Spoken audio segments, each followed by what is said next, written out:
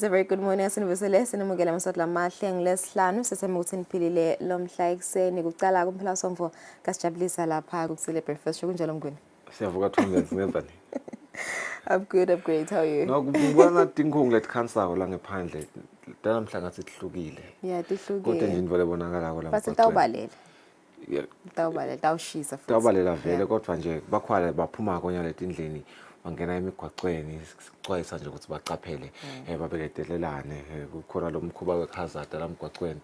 I think kuyasida lo ukuthi lo ngemuva nalo ngembili asheshe abona ukuthi cishe ngathi kukhwalo sekunemva kwami noma lokusembi kwami kodwa ke ngaphandle kwaloko sukuloluhle kakhulu lomuhla empeleni sibhekele ukuthi ke nempela sonto itawuba njalo ebengilenhle nale busisekile siyathwala ukuthi ke kutawube akhona ama events la tawuletha tivakashi lapha ekhaya Eswatini ukhaya ke nalomnye ngathi nje kutawuhlangana kakhulu emakholwa kulempela sonto ikakhulu lamasha abantu labasha ba excited kakhulu angikwathi ke kubitwa ngani kodwa nje kuyangi excite menyiwe ke nami ukuthi ngiye bangani bami labakholwa ko bayathi ukuthi nami esonveni vele ngilangisanza khona ngilangifike ngitive khona ngingumuntu khona so ngibheke ukuthi kulempela sonto nami ke ngidawubheka khona I think it's this Saturday somewhere in Manzini. It's going to be a really fun weekend. Yeah, speaking of events nemaphoyisa tabe anemcimbi noma ke singathi competition yama forces onke letawubanjwa tomorrow on Saturday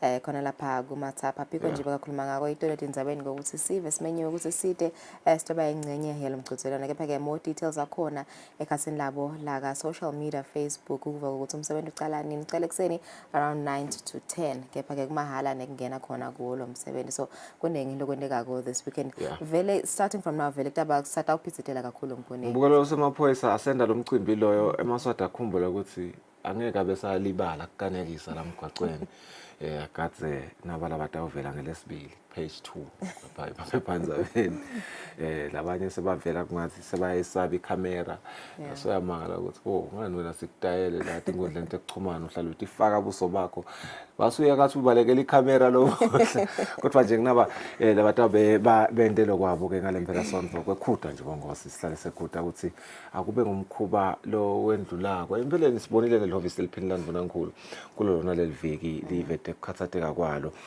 likwekhutile lizingale sekunathfanga khona tshwala livetile ke lehovisi liphini Ndvunankhulu ukuthi kulamanye ama cases labadila ngawo ku gender based violence sike batholakala ukuthi abhebedeliswa noma abhebedelwa ngidoti indzaba tek abuser tshwala umkhuba lo khudwa kwempela ngoba kungathi kucama kakhulu ngalama weekend. Yeah, kunjalo mbukele it's a Friday morning.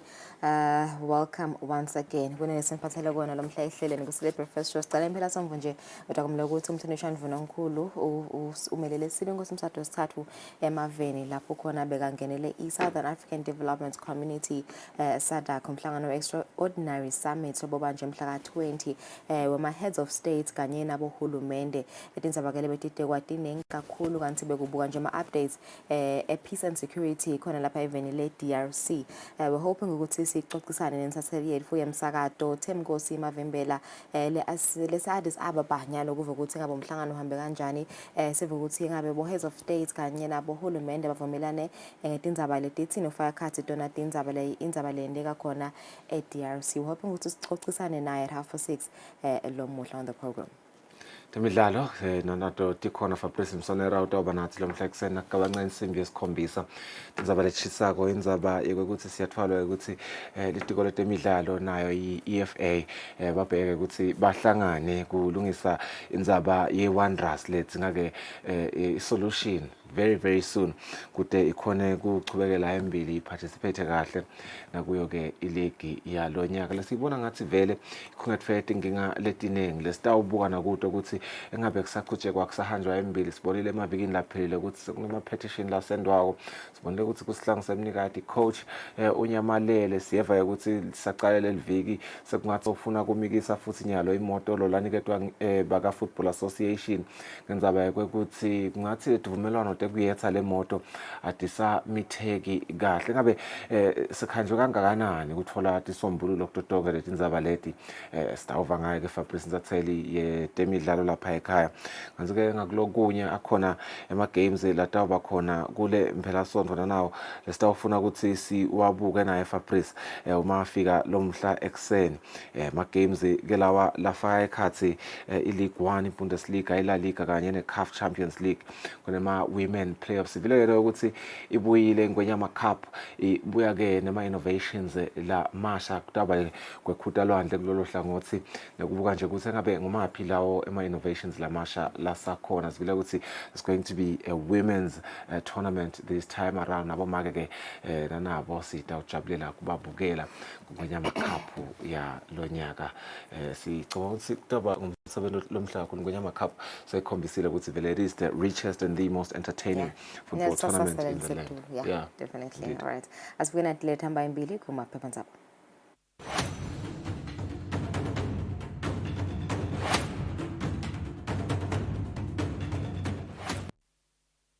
Sisaqala sibuke Times of Eswatini kuletha hamba imbili lamuhla kungolesihlanu. Female soldier guilty of 1.3 million emalangeni jewelry theft at palace. This is Nokulunga Zambane Simelane, who has been found guilty of stealing jewelry worth 1.3 million emalangeni. Royal Aid, popularly known as Zambane, she has been convicted for theft and money laundering. Some items recovered from SA jewelry shops and individuals who bought them. In other news, there is a nationwide recall of 2 drug patches, boxes with expired drugs at the Nhlangano Healthcare Center, which were shown to members of the Public Accounts Committee PAC yesterday. There is a picture of Lama patches la recall out. Bulletin time UNESWA staff hits back at minister. 2 more rapes, Zionist and a cop has been arrested. Bulletin time about 100 government cars lie idle at garage. Times of Eswatini temidlalo, if it's sports, it's in here. Sihlangu's costly AFCON lesson as over 1.4 million emalangeni mali spent on last match. There's a play on words there with the Mali being the last trip for Sihlangu Semnikati where baspende imali khona. Asike Sun Lord's Palestine Spirit and Swallows hit with 40,000 emalangeni fine. The Babane Swallows team have been slapped with a 40,000 fine following the chaos that erupted during their game against Green Mamba. All right, sinasibuka letihamba imbili Eswatini Observer lomhla ekseni. Senators blow the whistle. Treasury revenue officials are corrupt. Senators claim officials demand bribes to fast-track suppliers' payments. And in other news, there was a commemoration of the World TV Day yesterday at Limco Queen University, and that is a picture of the Minister Savannah Mazia and the director of Limco Queen University. Cancellating it the expired drugs worth 500 million emalangeni to be destroyed. Bulletin it 2 people have been accused of rape at an all-night prayer, and government's 100 cars are rotting in Matapa. The Eswatini Observer, can they find a solution as Ministry EFA are to meet over Wondrous debacle? Kanzanga Ngomane joins Nsingizini as TD, the new technical director for Nsingizini Hotspurs, Simon Ngomane.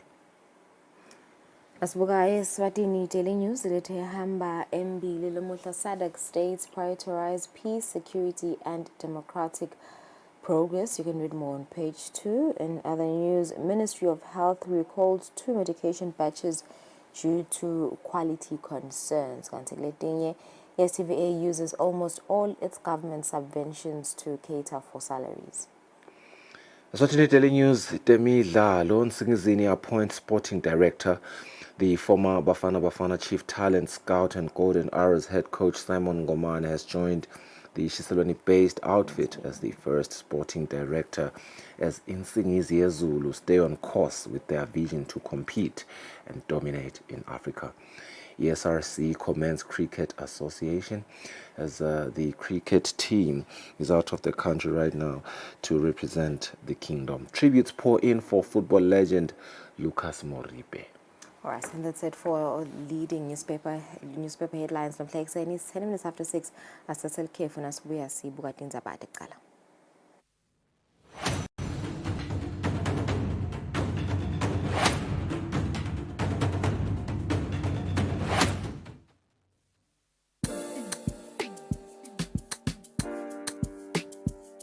Welcome to the ultimate guide to your weekend entertainment. Get ready to groove with us as we bring you the hottest music videos and exclusive interviews with your favorite celebrities.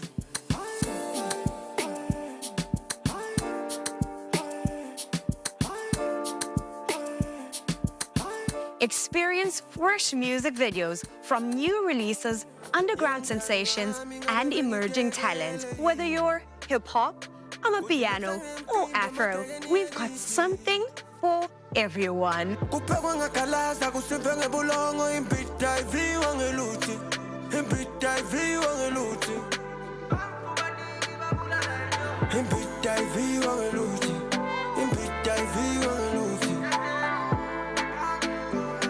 And if you've missed out on any of the excitement, don't worry, we've got you covered.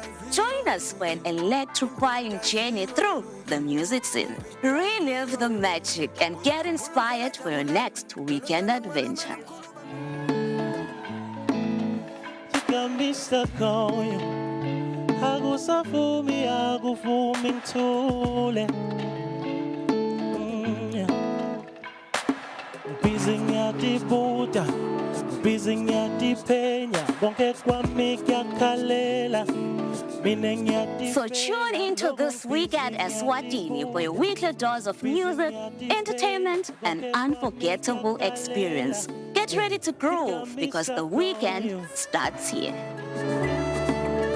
You got me stuck on you.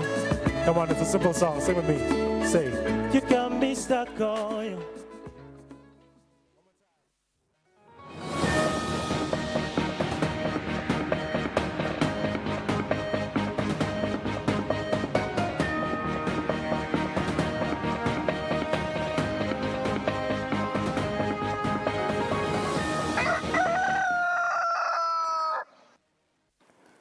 Sohlamahle siphindze sinvuselo mhla ekuseni sida ujabulela nathi tindzaba teSiswati. Umhlonishwa Mvunankhulu Russell Mmiso Dlamini ubeke neluhambo lokuyawubona indzawo legcina tibi ngenhloso yokuthi igcine seyitisebenzisa kuphehla gesi.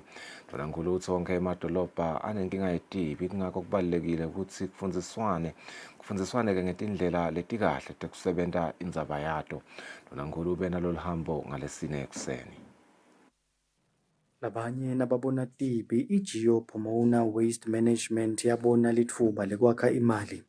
Umhlonishwa Mvunankhulu Russell Dlamini lobeka hamba nendvuna yetangephandle imbonga Pholile Shakhantu kanye nasibalukhulu elive leSwatini eSouth Africa lindiwe kunene bahambe bayawubona lo msebenzi walenkampani. Kulolu vakasho lebelungenelwe nayindvuna yetemakhono eZimbabwe Professor Paul Mavima, Mvunankhulu uvetelwe ukuthi labalahla tibi kule ndzawo bayabhadala. The place is going to be a tourist attraction in Zimbabwe. Since we took over from the city of Harare, I think we have seen a lot of developments within 3 years. As I said before, we took over from the city of Harare 2022, but now in year 3. We are going to produce electricity here through West. We are going to burn 1,000 tons of waste per day and produce 60 to 22 megawatts of electricity. That will be feeding the national grid. Mvunankhulu uvetele ukuthi emaloli laletsa tibi ayakalwa abhadalele linani laletfwele. Ngetulu kwaloko imigodi yekulahla letibi ithi ingagcwala imbonywe bese kuhlanyelwa tshani ngetulu kuze kusale kukuhle futhi nemvelo ilondvoloteke. Mvunankhulu uthi utsandzile umcondvo loweta nalenkampani wekubuka kwakha imali ngetibi. And then we've also been taken through the various processes and the future plans and the vision. So we are happy. We can only congratulate the government and the city of Harare for this visionary concept that they've started implementing. And certainly, we came here to look at this because cities around the world have the same problems of waste, and if there's any innovative way of managing waste, then we also want it back in the Kingdom of Eswatini. Le ndzawo lena isakhiwa futhi ibuke kusebenta busuku nemini ukuze yakhe amathuba emisebenzi. Ngesilo utawuphehlwa kule ndzawo kuthiwa utawusewukhanyisela sive lesihlala eHarare. Njengoba le nkampani livakashelwe nguNdunankulu ibuke kuba yindzawo lekhanga tivakashi nalabafuna kushukumisa umtimba, Ndunankulu ucelwe ukuthi sekakhombise lakakhe likhono ebholeni. Ndzabeni Eswatini TV, ubika Themkosi Mavimbela, eHarare, Zimbabwe. Akulokunye umhlonishwa Ndunankulu Russell Mmiso Dlamini uthi kubona kumcokwa ukuthi live leSwatini nanalo lifake umlandvo walo endzaweni yekulondvolota emagugu nemlandvo ke we-Africa eMuseum of African Nation Liberation eZimbabwe. Ndunankulu kushito loku ngesikhathi yavakashele leya ndzawo ngemuva kwekuvalwa kwemhlangano we-44th SADC Extraordinary Summit eHarare. Cishe onke emave e-Afrika ake athathwa ngemandla abuswa ngemave alabamhlophe. Emave e-Afrika alwa lamanye asebenzisa ukukhulumisana kuze athole inkululeko. Lo mlandvo lona lokhumbuta ema-Afrika ukuthi abuyaphi utawulondvolotwa eMuseum of African Liberation eZimbabwe lapho lonke live le-Afrika litawuba nemlandvo walo khona. Umhlonishwa Ndunankulu Russell Dlamini lobekavakashele le ndzawo lesakhiwa uthi kubalulekile ukuthi wonke umuntu wase-Afrika ati ngemlandvo walelivekati. The setup here is actually understanding the role that different African leaders played in the liberation struggle to have the countries that we have today. This is particularly important because we see that today the sacrifices that were made in the past by those who have gone before us, our leaders in the past, has now been forgotten, particularly by the youth. And the youth even go ahead and prefer those who actually caused the pain of our past leaders. So this is extremely important, in fact. Once this is completed, it would be good that every child should be compelled to visit the museum and actually be examined about what they have seen at every stage, maybe primary, secondary, and high school, so that they really understand who they are. Because as African people, unless we believe in ourselves, we have faith in ourselves, we believe that being who we are is actually the best that a person can be, then we will always be secondary. We will always be subordinate human beings in the world, when actually we are not subordinate human beings in the world. So I congratulate the visionaries for this great museum that is being put up in place. Eswatini has been invited to participate in this, and I believe that it is indeed a cause that is worth participating in. Lolu vakasho lwa Ndunankulu lobeluye kule ndzawo yemagugu nemlandvo belulokugcina eZimbabwe njengoba umhlonishwa sekatawuchubekela eGhana lapho atawungenela umcimbi wekukhumbula iminyaka lelikhulu Nana Ayemang Prempeh wekucala abuya ekudzingisweni eSeychelles. Ndzabeni Eswatini TV, ubika Themkosi Mavimbela, iseHarare, Zimbabwe. Induna itekwatisa imphunga Savana Mazia seyikhutsate abantu labasha labaselihlangothini lwetekusakata ukuthi basukume badlale inzima yabo ekuthuthukiseni lolu hlangothi even kanye nokuthi bachamuke nemasu ekusungula imisebenzi. Induna beyikhuluma ekolishi laseLimpopo ngesikhathi live laKangwane ligubha lusuku lwamabonakude iWorld Television Day. Live laKangwane lihlanganyele nemhlaba ekugubheni lelilanga lo-World International TV Day leligutshelwe enyuvesi yeLimpopo lapho khona abafundi labafundzela tekusakata nekukhicita emafilimu bahlanganiswe yi-Eswatini TV ibambisene nale nyuvesi. Kutobakhutsata ukuthi basukume badlale indzima lebonakalako ekuthuthukiseni uhlangothi eveni kanye nekusebentisa emathuba lakhona ekusunguleni imisebenzi etawucasha lamanye emaswati. Kulo mcimbi indvuna yetekwatisa imphunga Savana Mazia incume basakati bakuleli yabakhutsata ukuthi basasebenta bakhombise sithombe lesihle ngelive laseSwatini. It's potentially time for us to collaborate in this space. There's many winds afoot in the media space. And I think we have to get in front of it instead of behind it. The era of only depending on advertising needs to be reviewed. Indvuna ithi sesifikile isikhathi sekuthi imisakato inganciki kakhulu emalini etholakala kungekuthengisa kepha sale kubukwa letinye tindlela tekwakha imali. Broadcasts are no longer limited to the constraints of what we know as traditional airwaves. Lobekamelele umphathi waka Eskom Thulani Fakutse uchaze ukuthi imisakato yakuleli imele ikuhambele embili kusakata ngetebuchwephesha njengoba umhlaba wonke sewumandla ngetebuchwephesha.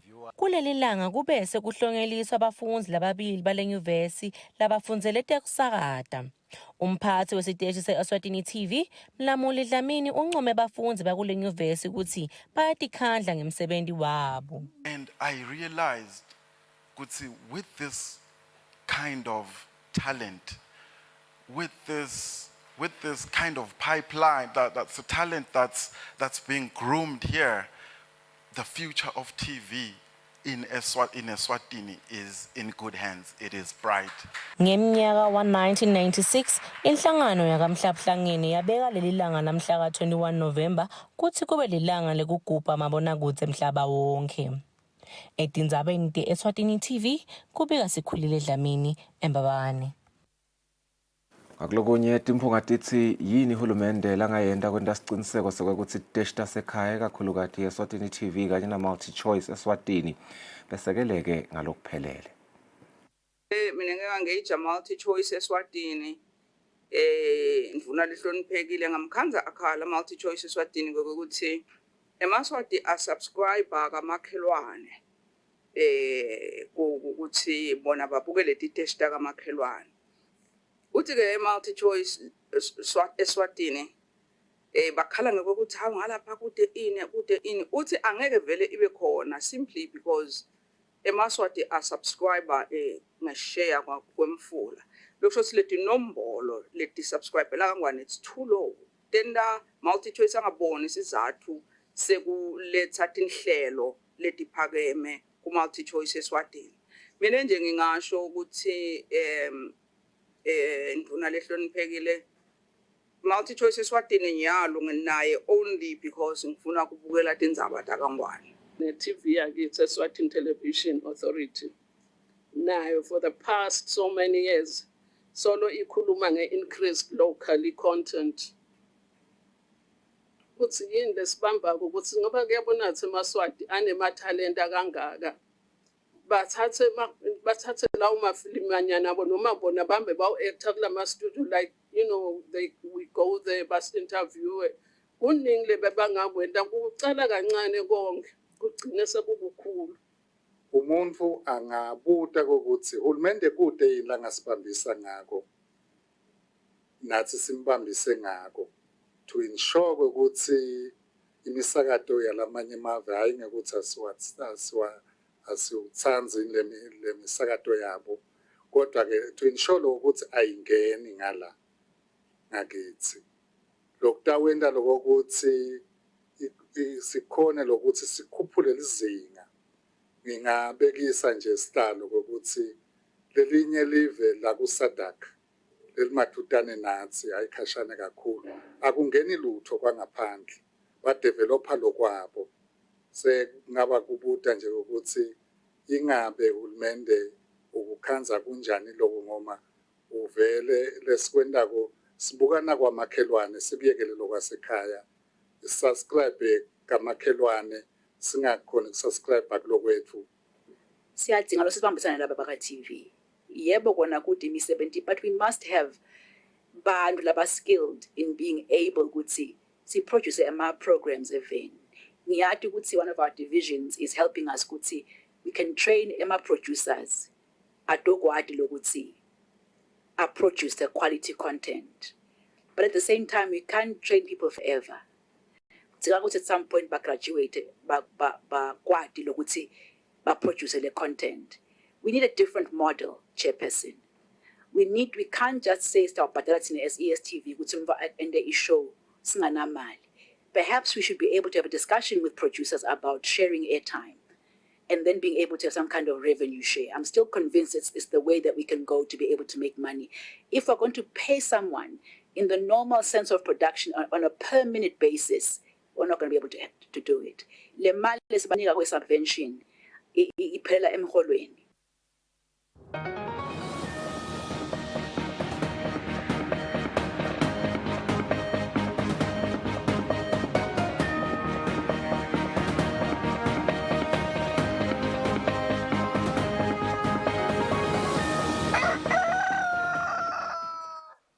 Tindzaba temidlalo sihlalo wemqhudelwano webhola ngaphansi kwenzebe yeNgwenyama Cup Dr. Comfort Shongwe uthi kwengedwa kwemqhudelwano webhola yabomake kuyindlela ke yokukhombisa umhlaba ukuthi live likusiphi isigaba ebholeni yabomake.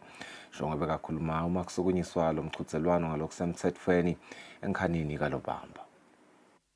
Kulandzela kusukunyiswa ngalokusemthethweni kwenzebe yeNgwenyama Cup eminyaka 2024-2025, sihlalo welikomiti lelibuka ukudlalisa lo mqhudelwano webhola Comfort Shongwe uchazile ukuthi bakukhanze kumqoko ukuthi nomqhudelwano wabomake ube ingcenye yawo lo mqhudelwano lokutaba indlela ekhomba umhlaba ukuthi live leSwatini lime kanjani ebholeni yabomake. Nge-weekend leyamhla ka-7-8 la siqala khona i-regional phase yethu.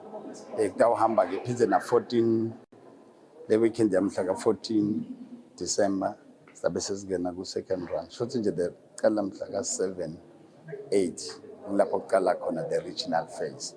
Sawuhamba ke sihambe size sibuye size sofika kuma-finals akhona. But ke lama-finals sitawamemethela nje esikhathi sihamba ukuthi siyathi ukuthi kunenkinto letendekako ngalesikhathi leti. Lokusho ukuthi nje sitawubuka ama-dates and then sidane informa ukuthi finally itawuba nini esikhathi nale ukuthi ke the last 32 itawuba nini yona. Lokho ke sitambe sinadisa ngesikhathi lesitako. Kwanyalo uqala le regional phase lo mhla ka-7 na-8. Kukhona ke ma-regions lamabili latatiko ona ukuthi anema teams lekufuna in the preliminary round. Ona I think next week funa vele abe aqala ona kuze kuthi ngalomhla ka-7-8 sonke sesing-16 sesiqala siyawuka kuze kuyofika ku-final. Lokunye ke maybe lengakusho kule edition yalonyaka singete i-women itabe ikhona batobe badlala nabo kule phase lena. Sibonge nje ukuthi ngalete timali letingedekile kule tournament sesi-extenda sibekela ku-women cishe ngiloko. Lobuke kusebenta kwenhlangano yemidlalo yebhola kuleli intando yenkosihlatshwa uchazile ukuthi lokungedwa kwabomake kule ndzebe utayidlala indzima lenkulu ekuthuthukiseni ibhola yabomake lapha evenini.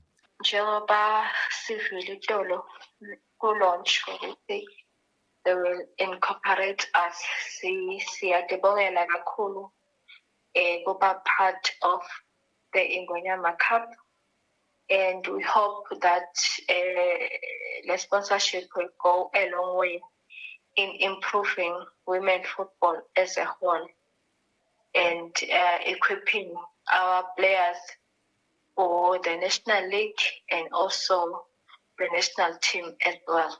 Ngicabanga ukuthi ama-teams kudala inyusa kakhulu izinga lekudlala kwawo ngokuthi baparticipate kule tournament ikakhulu ngoba linani lema games labantu adlala athatha wengeteka kunalahlale adlalwa ngoba besidlala iligi kuphela yayo nasekunamanye ama-tournaments eceleni kutawasida kakhulu. Bikela umsakazo Eswatini TV kutemidlalo ngilinda Dlamini kanti umbiko uhlanganiswe nguFabrice Msonera eMbabane. Futhi ngakwenza abathi eSwati sitawubuka simo selitulu sibahlole emarket sitawubuya sicube nehlelo masinya.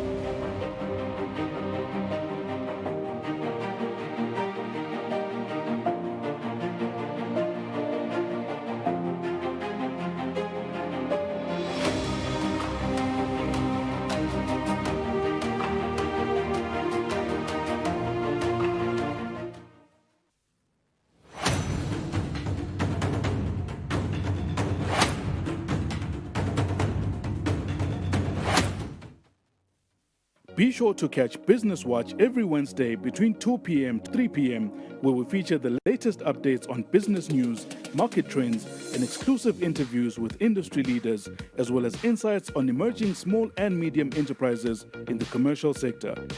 Business Watch, your business leader.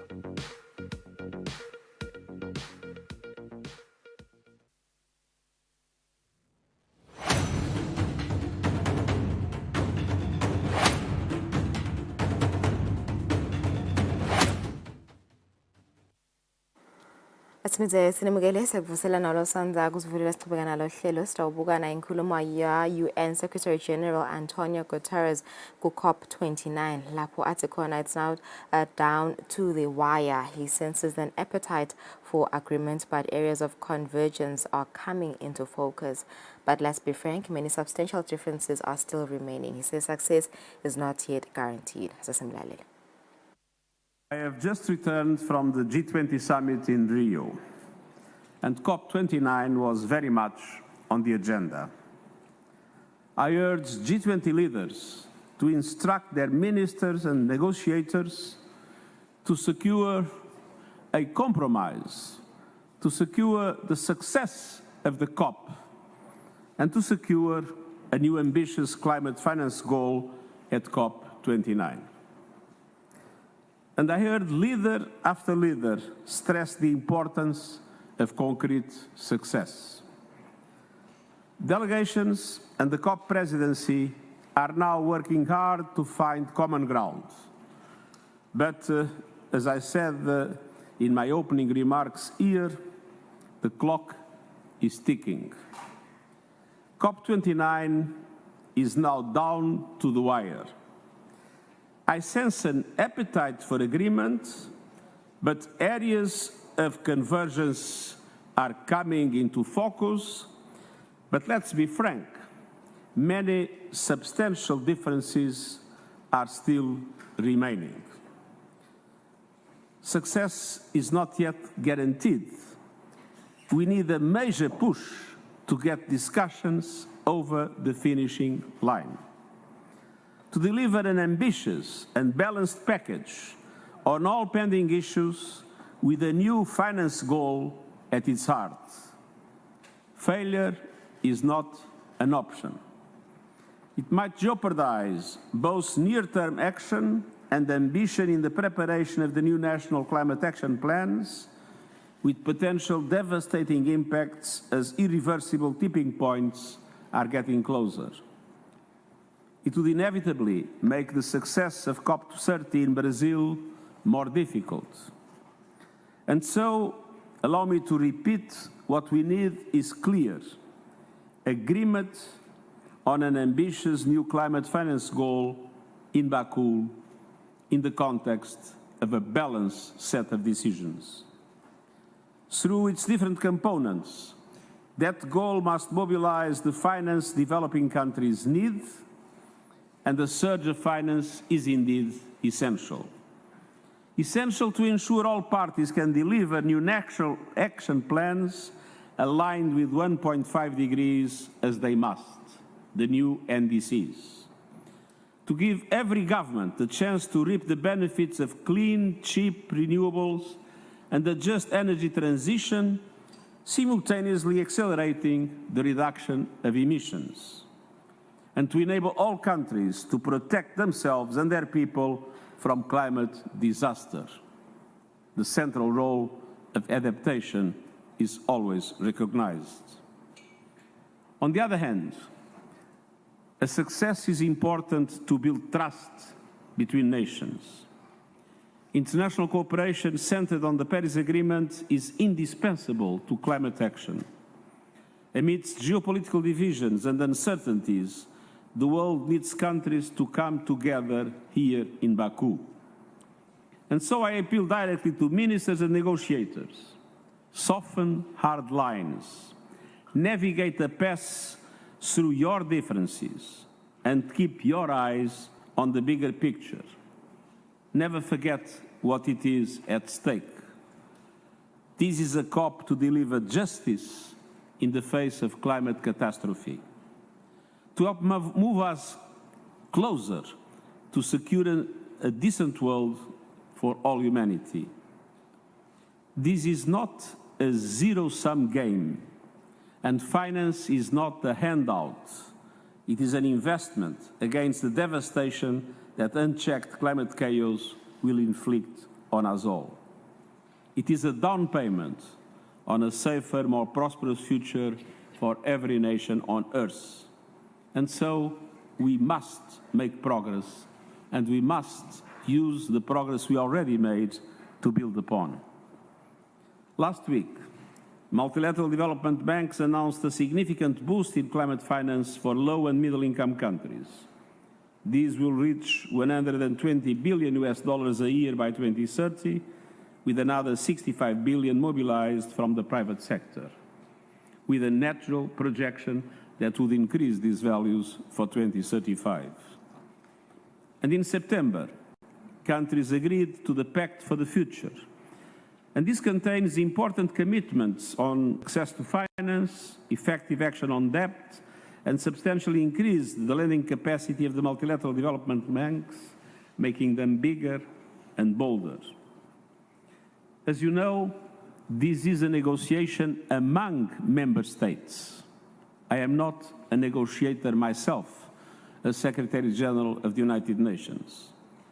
But the COP presidency has my full cooperation in its efforts to strike a deal. Building on last week's consensus on carbon markets and the new national climate action plans that some countries have already announced. I urge every party to step up, pick up the pace and deliver. The need is urgent, the rewards are great, the time is short, and I thank you. Thank you very much. We only have time for 3 questions. We will start over here.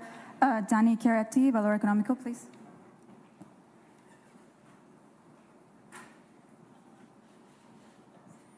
Thank you. Thank you, Mr. Secretary. I'm from Brazil. You can stay sitting. Please, okay. And please speak up, because thank you. So, developing countries feel that developed countries are ready to mention the urgency of the climate crisis, something that the developing countries also agree, but there is no urgency in finance. So what is your message to the richest nations that are still refusing to offer a negotiated number here in Baku? I do believe that we are coming to a moment of truth. And when we come to a moment of truth, I think it's important that every side clarifies its positions and its offers. I think this is true for the money question, as it is true for other aspects, because, as I mentioned, there must be a balanced result, and all concerns must be taken into account. But I don't think we can go on and on and on without clarifying the key aspects of the negotiation, and of course, the financial dimension of the results of the COP will be one of those key aspects. But it's not the only one. Thank you. Megan Rowling, Climate Home News. Secretary General, you mentioned that there are many substantial differences still remaining here, and it doesn't look easy in the last couple of days to get agreement on finance or on mitigation. Could you explain what you see as the elements, the problems that are blocking agreement here, and also in the outside world that's making it difficult to act on climate change? Thanks. As I said, I'm not a negotiator, but I was just listening to the delegations, and I felt that the delegations are still largely with their initial positions. So now it's the moment to move from the initial positions and to find the areas of possible compromise. And my appeal to all parties is to do exactly that. Time to repeat the initial positions, I think, has come to an end. There is still time, it is still possible, and I'm confident that an agreement can be reached. But from now on, what matters is not what was the initial position of each party. What now matters is how to find a compromise that allows for an ambitious result in relation to the new global goal, because finance is in the center of this COP, but at the same time to take into account the concerns of all other countries in relation to the different aspects that are relevant for the future of our battle against climate change. All right, and I'm terribly sorry, but this will be our last question. Seth Bernstein, AP.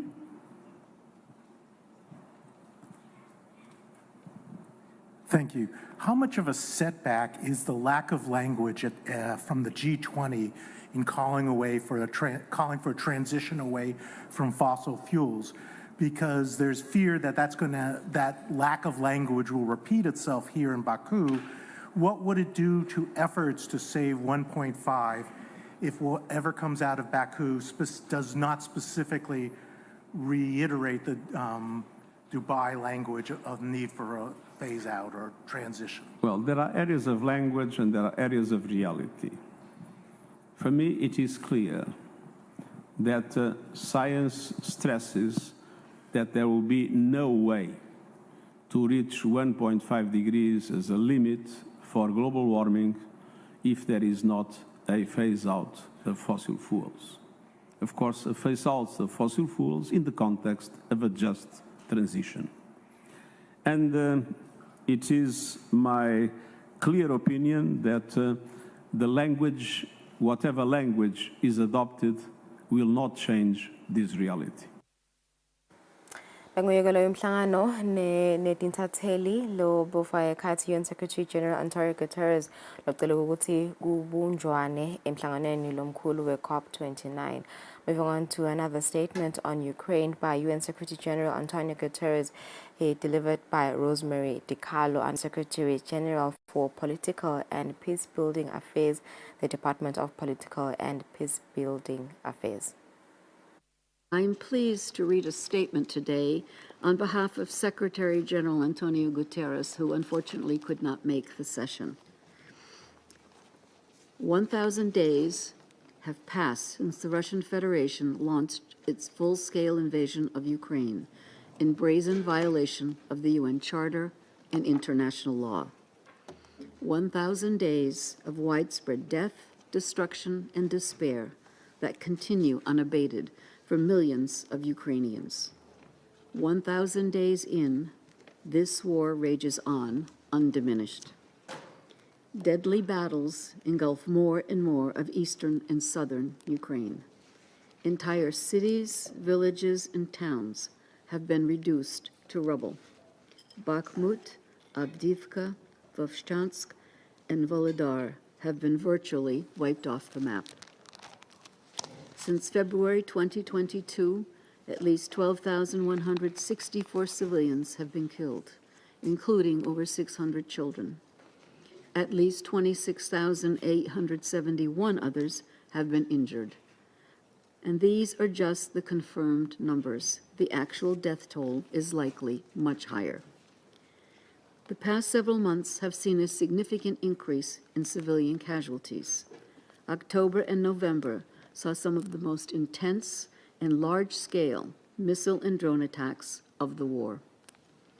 Over the weekend, Russia launched one of its largest combined strikes, reportedly involving 120 missiles and 90 drones and targeting energy infrastructure in all Ukrainian regions, which resulted in severe damage and casualties.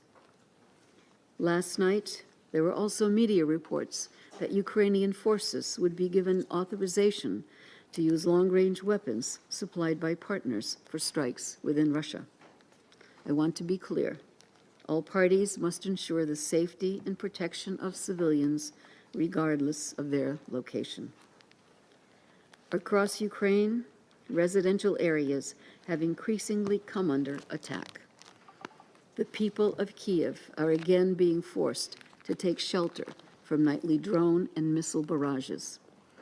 Critical civilian and energy infrastructure in Ukraine are systematically targeted and decimated, depriving many Ukrainians of access to basic needs. At least 580 medical facilities have been damaged or destroyed, with many first responders and medical personnel killed and injured. And at least 1,358 educational facilities have been damaged or destroyed. Ukraine has now become one of the world's most heavily mined places, with almost 1/4 of its territory contaminated with mines, an area 4 times the size of Switzerland. The environmental degradation caused by the war, including from the destruction of critical infrastructure, such as the Kakhovka Dam, has resulted in long-term consequences for local ecosystems as well as Ukraine's agriculture. Millions of traumatized people are dependent on life-saving humanitarian aid. Nearly 4 million remain internally displaced, and more than 6.8 million have fled the country. And in every conflict, women are disproportionately impacted by the economic and social consequences of the war. An entire generation of children is being deprived of proper education as attacks have driven schools online or underground in shelters. Meanwhile, human rights continue to be systematically violated. Mr. President, the Black Sea remains a flashpoint. Renewed Russian attacks on civilian vessels and port infrastructure, particularly in Odessa, are once again exacerbating global food security. I am determined to continue my engagement with all concerned to support the freedom and safety of navigation in the Black Sea. Mr. President, the targeted devastation of Ukraine's energy infrastructure may make the coming winter the harshest since the start of the war. It is not difficult to imagine how daily and prolonged power cuts aggravate living conditions, acutely affecting the more than 2 million people whose homes have been damaged or destroyed and those near the front lines. The UN remains fully mobilized to support Ukraine's reconstruction and recovery efforts. This includes critical support to enhance the resilience of the country's energy infrastructure. Our immediate focus is on the winter response plan, but without required resources, the most vulnerable will lack sufficient protection.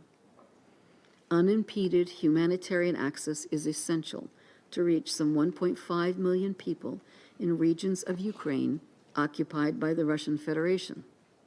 Those areas remain beyond our reach. At the same time, the operating environment for humanitarian actors has become more dangerous. This year so far, at least 9 humanitarian workers have been killed in the line of duty and more than 35 injured. This is unacceptable.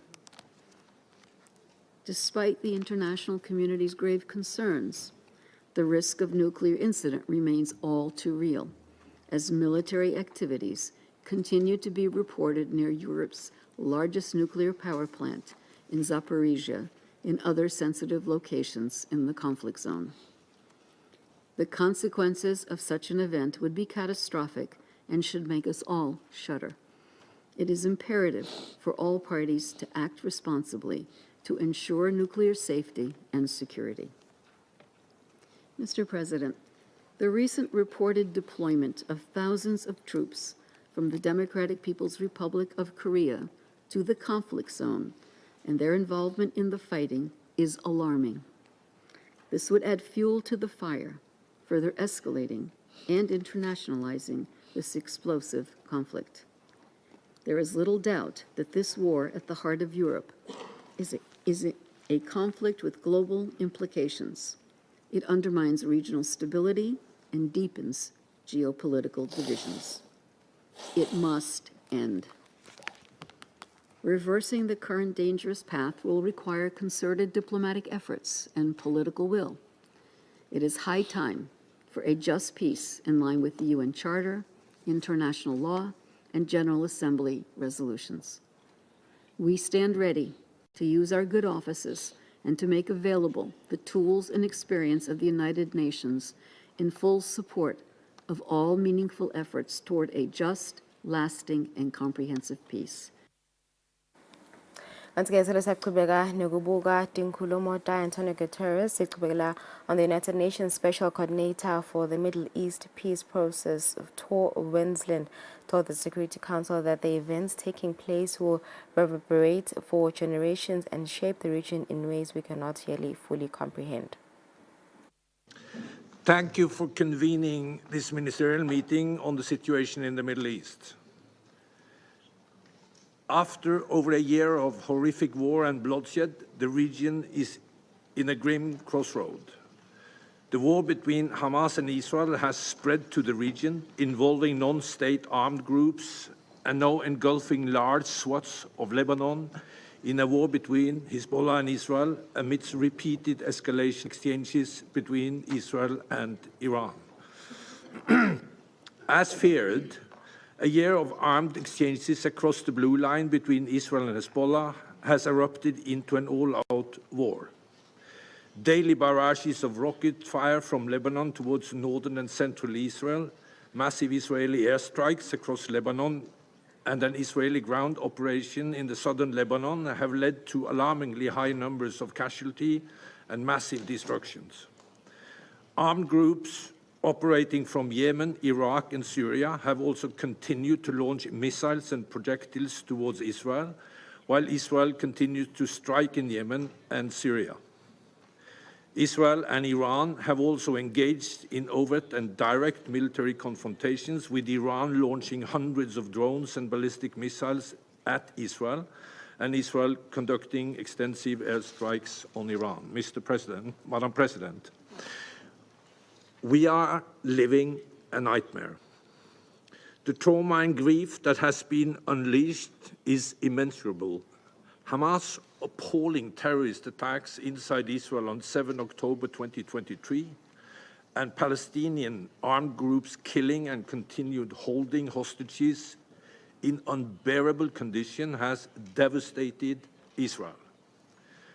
Grinding warfare and Israel's devastating military campaign in Gaza has wrought mass destruction and enormous casualties. Most of the Palestinian population in Gaza has been displaced, and whole areas of the Strip are being emptied and made uninhabitable. These events will reverberate for generations and shape the regions in ways we cannot yet fully comprehend.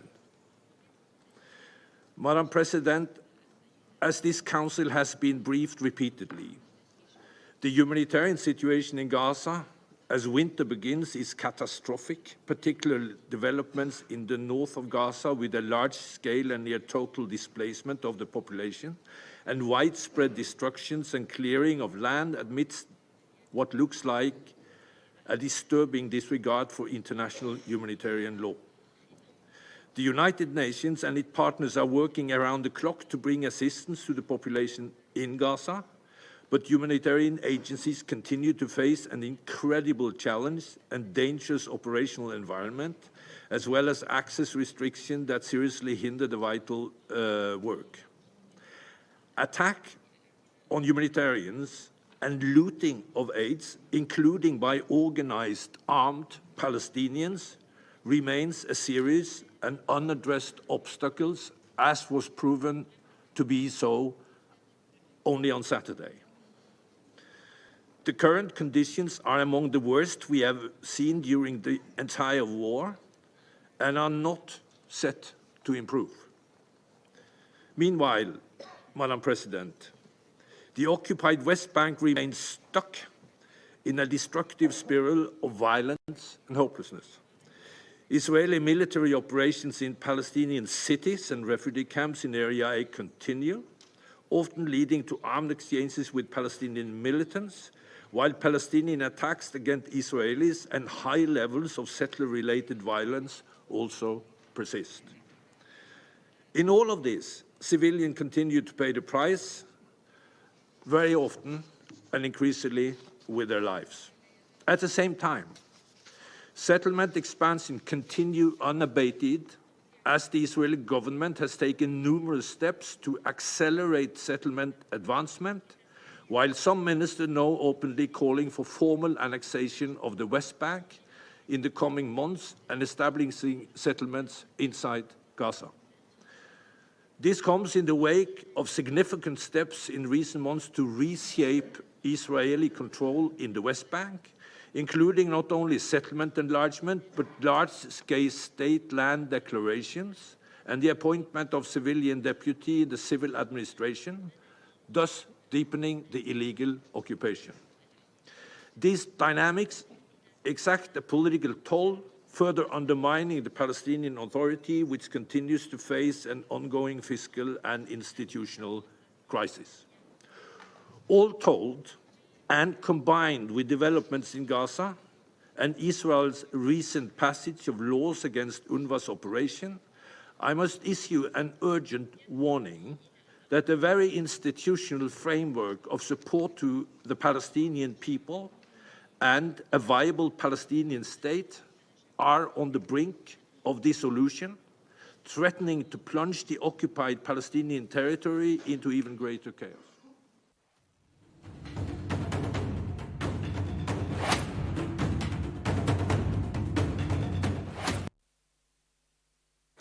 Lesikhathi sitafuna kuva isimo somgwaqo na Inspector Sehlo Dlamini Inkosi yasekuvusele kuhambeka kanjani lo muhla ekseni. Abukela wona umsakazo iSwazi TV namuhla ekseni. Cha lesikubonile la edolobheni laseMbabane lapho khona kuneloli nawukhuphuka lapha nje kumafutha uqhamuka ubheka ngaseMbabane kepha ke timpawu tibekiwe ema traffic coins uqaphelisa bona abashayeli. Kani ke futhi ke limbethe yona inkungu cishe lonkhana leli dolobha laseMbabane yehla nawe ize iyokubeka lapha endasi nasesoqala kweSabobha High ulapho ke la bese seyiqala imbula khona ematibane ke temgwaqo iyasebenza kahle kakhulu lokungamane ke siphinde sikucwayise kula edolobheni la kaManzini lapho khona nakhona kunemsebenzi lochubekako lapha ku Central Distributor kani ke tibane temgwaqo letingasebenzi edolobheni la kaManzini nathi letibukene nayo iRiverstone kani ke enhlangano khona nginatiya letibukene kanye nalo phela liposi ngaphandle kwaloko etindzaweni ngekwahlukana nawusithatha ke lo mgwaqo lobheka khona elibonjeni usuka kaManzini uyasenjetwa nalapha kaShangrila kani nalapha kaRouse nakhona kuyasebenza ngaphindze sicaphelise nasithatha ke lo mgwaqo losuka khona kubombadlane wengce ubheke khona kubosimunye uthi unemfuyo tinkomo phela letibonakala emgwaqweni uphindze ube nawo ema potholes kunxusa nje ke ukuthi sife sishayele ngalokukhulu ukuqophelela. Nasikhuphuka sibheka lapha edolobheni lakaHlatsi nakhona nasingena nje edolobheni siyitholile inkungu letawubanga kwekuthi uwakhanyise emalambu akho lamakhulu kanye nalapha nawehlela khona eMankayane khona lapha ketulu bomtimane nakhona inkungu ikhasa phasi. Kungaba kunxusa nje ukuthi eMaswati akhanyise wona emalambu lamakhulu aphinde futhi kwatise phela ukuthi siya kuyo iweekend lapho khona siya emisebenzini yekwahlukahlukana sitawuhamba ukhanze sisihamba sigaba lesithe. Kunxusa nje ukuthi loyo awusishayelela amane abe nalo lithuba lekuthi athathe buthongo lobanele kwekuthi angakhona ukuthi asishayelele sitawubuyela emuva siphephile angabe sesoyajoyina phela lapha ukhaze ukuthi sinayo imilinzelo yena akathole lithuba nje lekuthi athathe sona leso sithongo endele kwekuthi angano bese sekuyambamba nase sasijika sesibuyela emuva emakhaya. Ngaphandle kwaloko kude lokunye lengaphindze ngikungethele kona ngethembe kwekuthi eMaswati awuthi asigcine aphephile asayisebenzisa imigwaco yelive Mthombeni. Ngivakala singakhulu Nkosi kusivetela noma ke usiniketalo yombiko waso simo semgwaco lomhla ekseni sithabahlole emakethe sitawuya netindzaba lesingisi.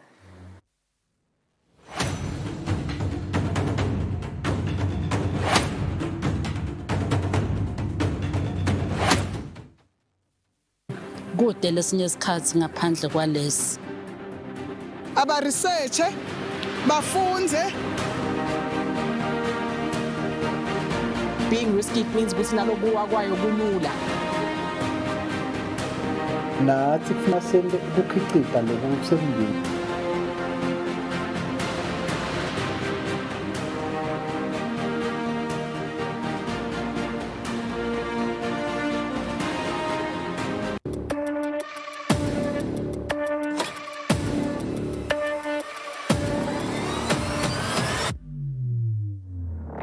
Ujala masala mahle kunathi lesa. Sabatandi ukuthi njengalokho sifile sive sikhulume.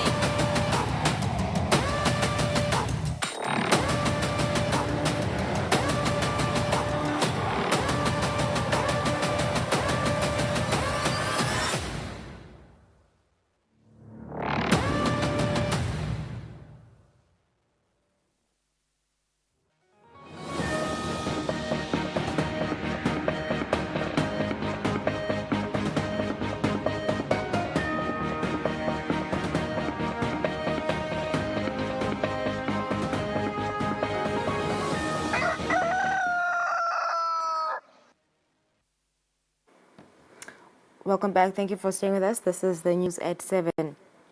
Minister of Information and Communication Technology, Savannah Mazia, has encouraged students who are majoring in broadcast journalism to play a role in developing the broadcast sector in Eswatini and also come up with new ways of creating job opportunities. The minister said this during the commemoration of the World TV Day, which was held at the Limpopo University on Thursday. Eswatini joined the rest of the UN member states in commemorating the World International TV Day held at Limpopo University, where broadcast major and film and television students were hosted by Eswatini TV in collaboration with the university to encourage them to bring innovative ways in improving broadcasting sector in Eswatini and also create job opportunities for Emaswati.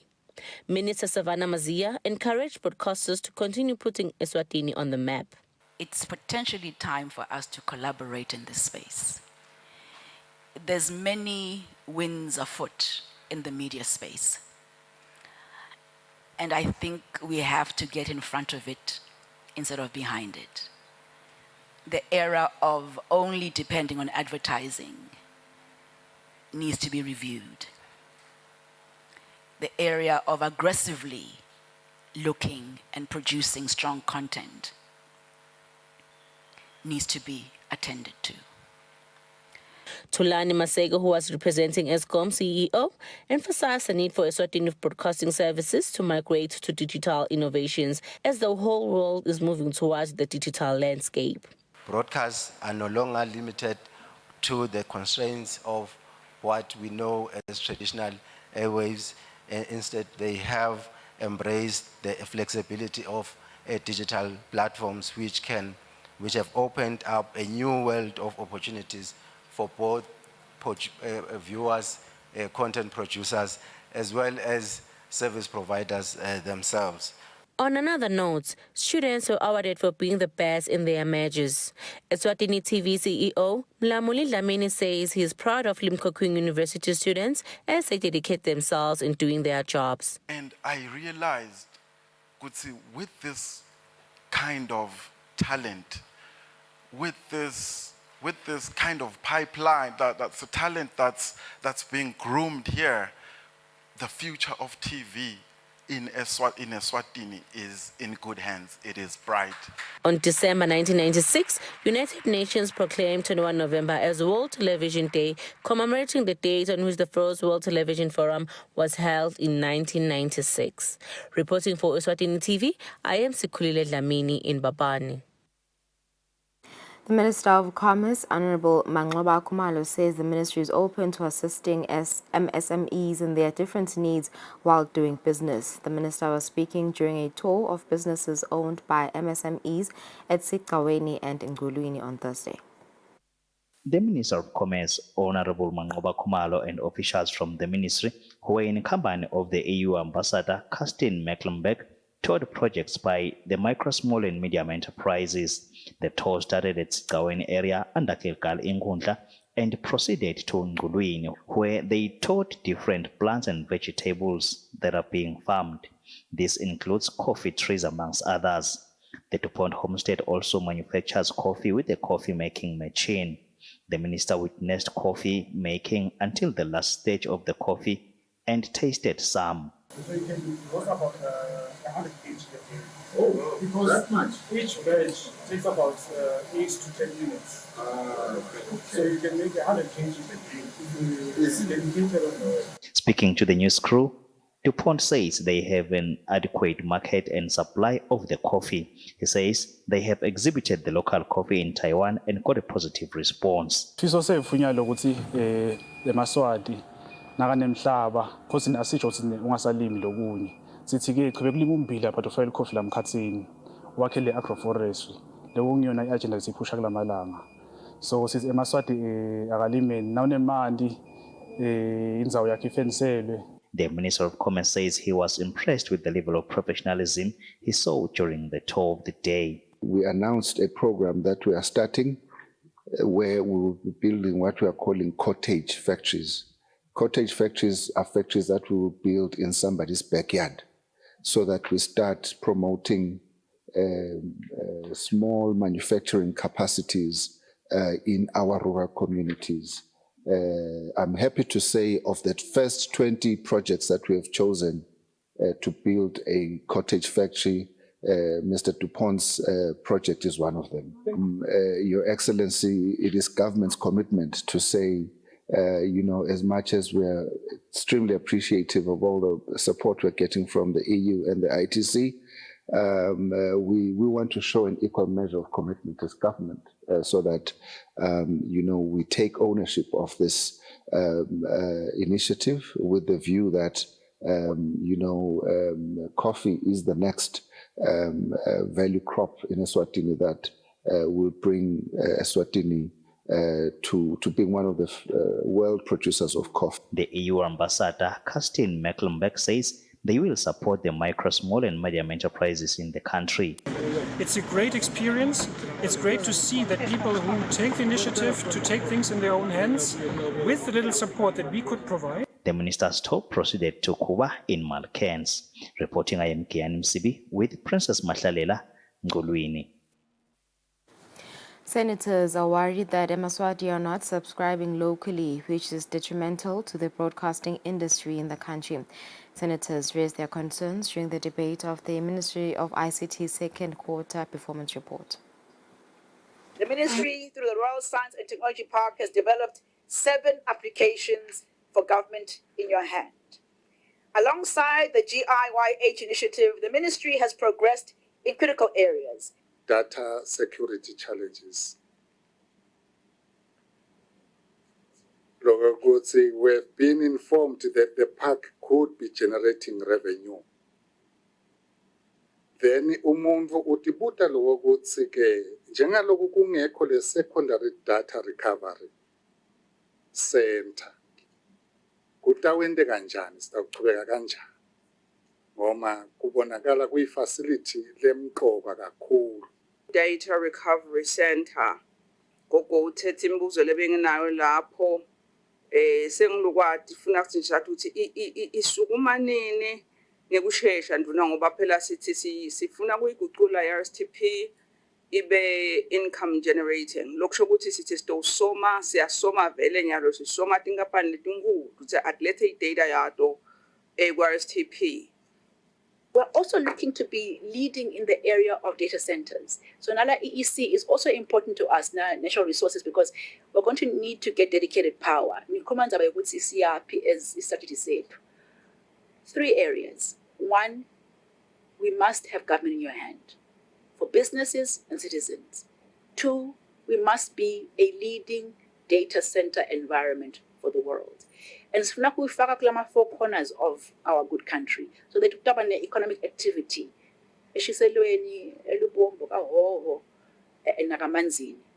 And so we continue to attract those people, but we need to have power.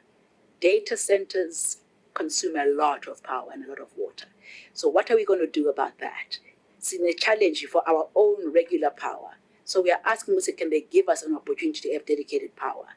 And then we can use what we call secondary water to be able to cool local.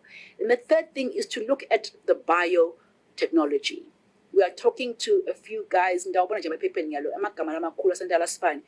be coming here and working with us, whether it's the labs in Mapoisa, whether it is looking at agriculture, because we also want to support other ministries. Towns have a critical role to play in the fight against HIV and AIDS, gender-based violence and domestic abuse. This was said by the Minister of Housing and Urban Development, Honorable Apollo Mapalala, during the ministry's candle lighting ceremony held in commemoration of World AIDS Day. The event was attended by the ministry's employees, departments under the ministry, and organizations operating in urban areas in partnership with the Amical Network. During the Ministry of Housing and Urban Development's candle lighting ceremony, the Minister Honorable Apollo Mapalala applauded steps taken by the government of Eswatini in the fight against HIV/AIDS. We have come to a very critical point as a country. We are at the verge of winning the HIV/AIDS, battle completely, and for all generations to come. But at the same time, we are at the verge of regressing. The minister emphasizes that towns can play an important role in combating gender-based violence, GBV, and HIV/AIDS. He further states that recreational parks in towns should be maintained as welcoming spaces where troubled individuals can relax and refresh their minds, helping to prevent GBV and other illegal activities. Other keynote speakers at the candle lighting ceremony include PSHEC Director Sandile Mweli and Amical Board of Directors Chairperson, who is also Mbabane Mayor Tulani Mkhonto. Sifuna emphasize self-care. Asitinakele. Mweli encourages workers to take care of and love themselves, noting that by doing so, everything will progress smoothly. I-HIV ngifuna inkosi isehlakalo. Lo muthi welive wathi asende intaba silwe nayo. Meanwhile, Mkhonto highlights that their majesties declared HIV/AIDS as an emergency and assures that Amical will work close with the ministry to eliminate HIV/AIDS. Eswatini is among the leading countries in the fight against HIV/AIDS, having reached the 95 mark. For Eswatini TV News, Fortune Dlangamandla, Babane. The Minister for Agriculture says it is important to work together to combat the spread of HIV and AIDS in the country. He continued to mention that he dreams of a time where HIV and AIDS will be history and nobody will have to die from the pandemic.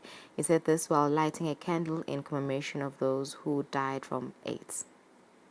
Sineke namhlanje ngelitiko sitobona ukuthi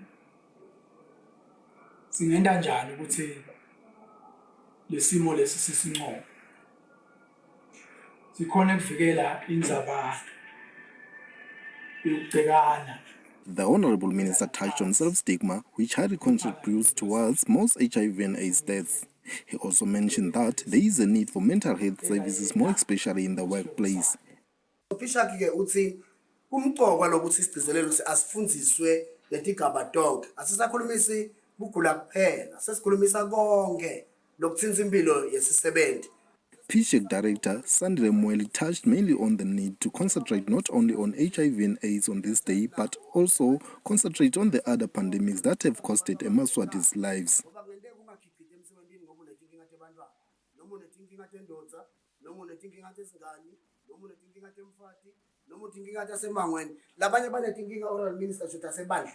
The World AIDS Day was first declared by the World Health Organization on the 1st of December 1988, which was 4 years after the discovery of the first infection.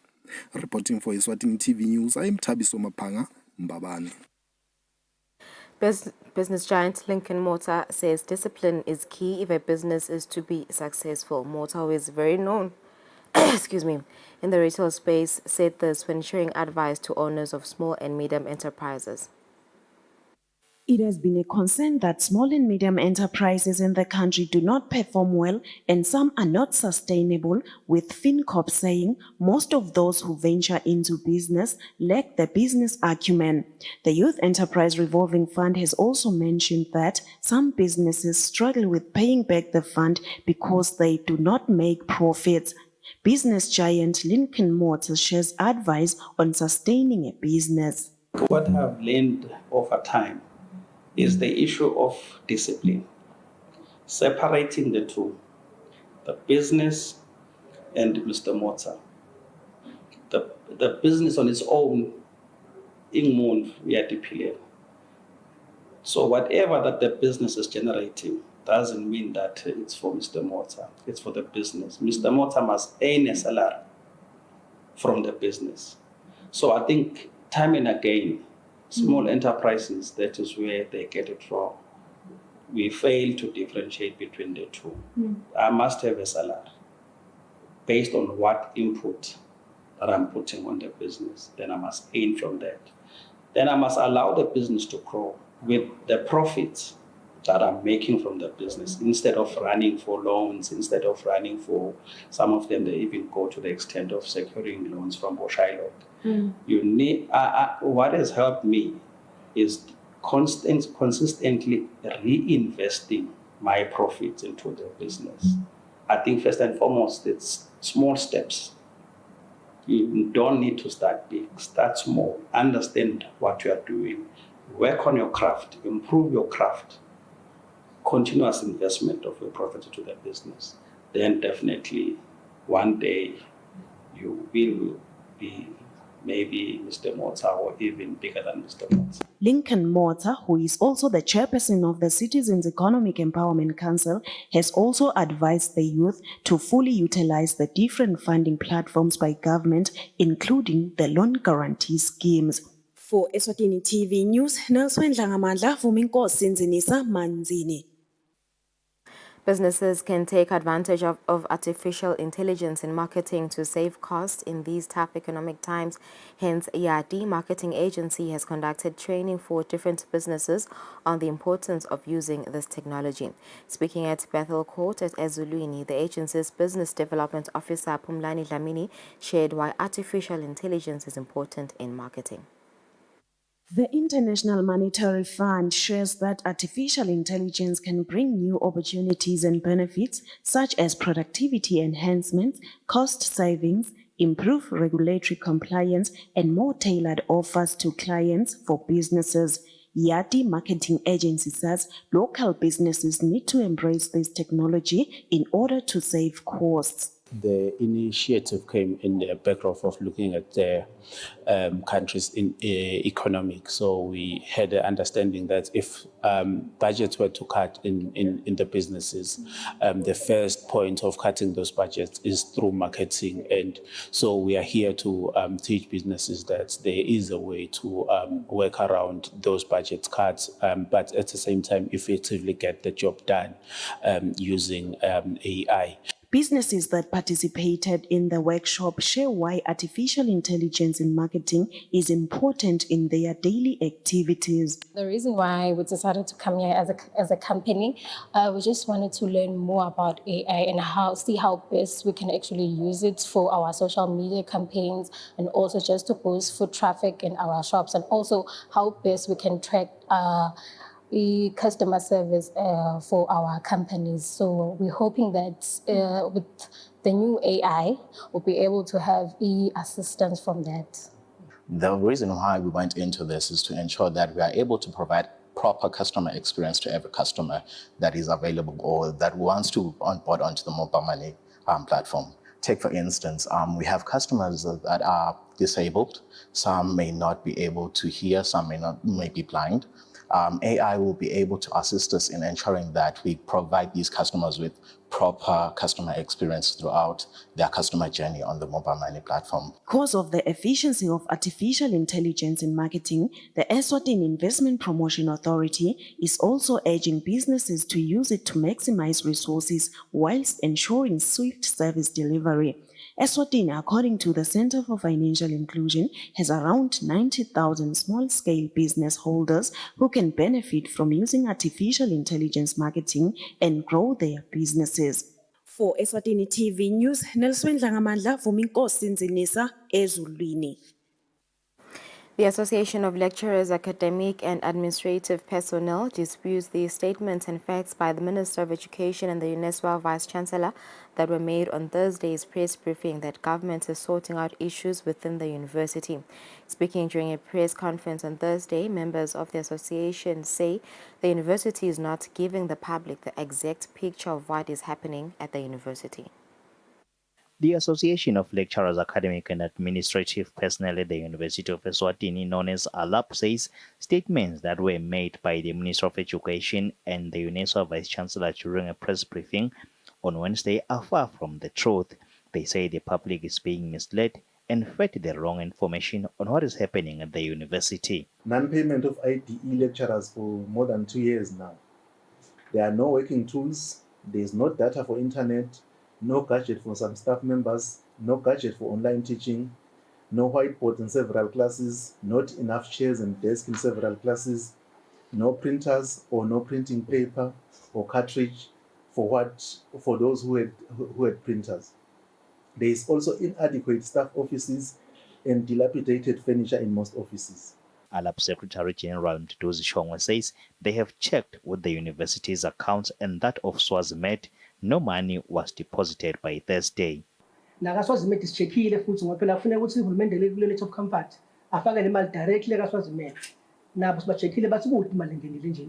Nawushi president asks government to intervene because this compromises the quality of education. Of course, to support the university.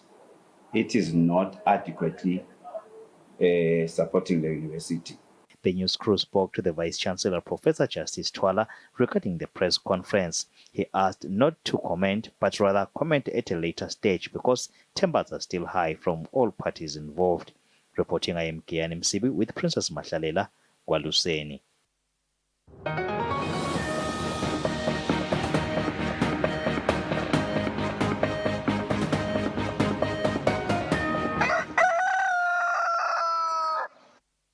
In international news, Russia fired an intercontinental ballistic missile during an attack on the Ukrainian city of Dnipro on Thursday, Kyiv's Air Force said, in what would be the first use in war of a weapon designed to deliver long-distance nuclear strikes. Originally designed to deliver nuclear warheads, intercontinental ballistic missiles, or ICBMs, can travel up to 6,000 kilometers at high speed. Ukraine's military says Russia launched one at the city of Dnipro this Thursday. The claim hasn't been confirmed, but damage to various buildings in the city is severe. It would mark the first attack from such a weapon in almost 3 years of war. Kyiv says it's opened an investigation. Today, our crazy neighbour once again showed what he really is and how he despises dignity, freedom and people's lives in general, and how afraid he is. He is so afraid that he is already using new missiles. ICBMs are reminders of the Cold War, when fears of nuclear attacks dominated military doctrine. Ukraine has batteries of Patriot missile defence systems that are capable of intercepting ICBMs, but it only has a limited number of them, meaning some cities like the capital are more protected than others. Russia has refused to comment on the attack, its foreign ministry spokeswoman even receiving an urgent phone call during a briefing to make sure she didn't mention it.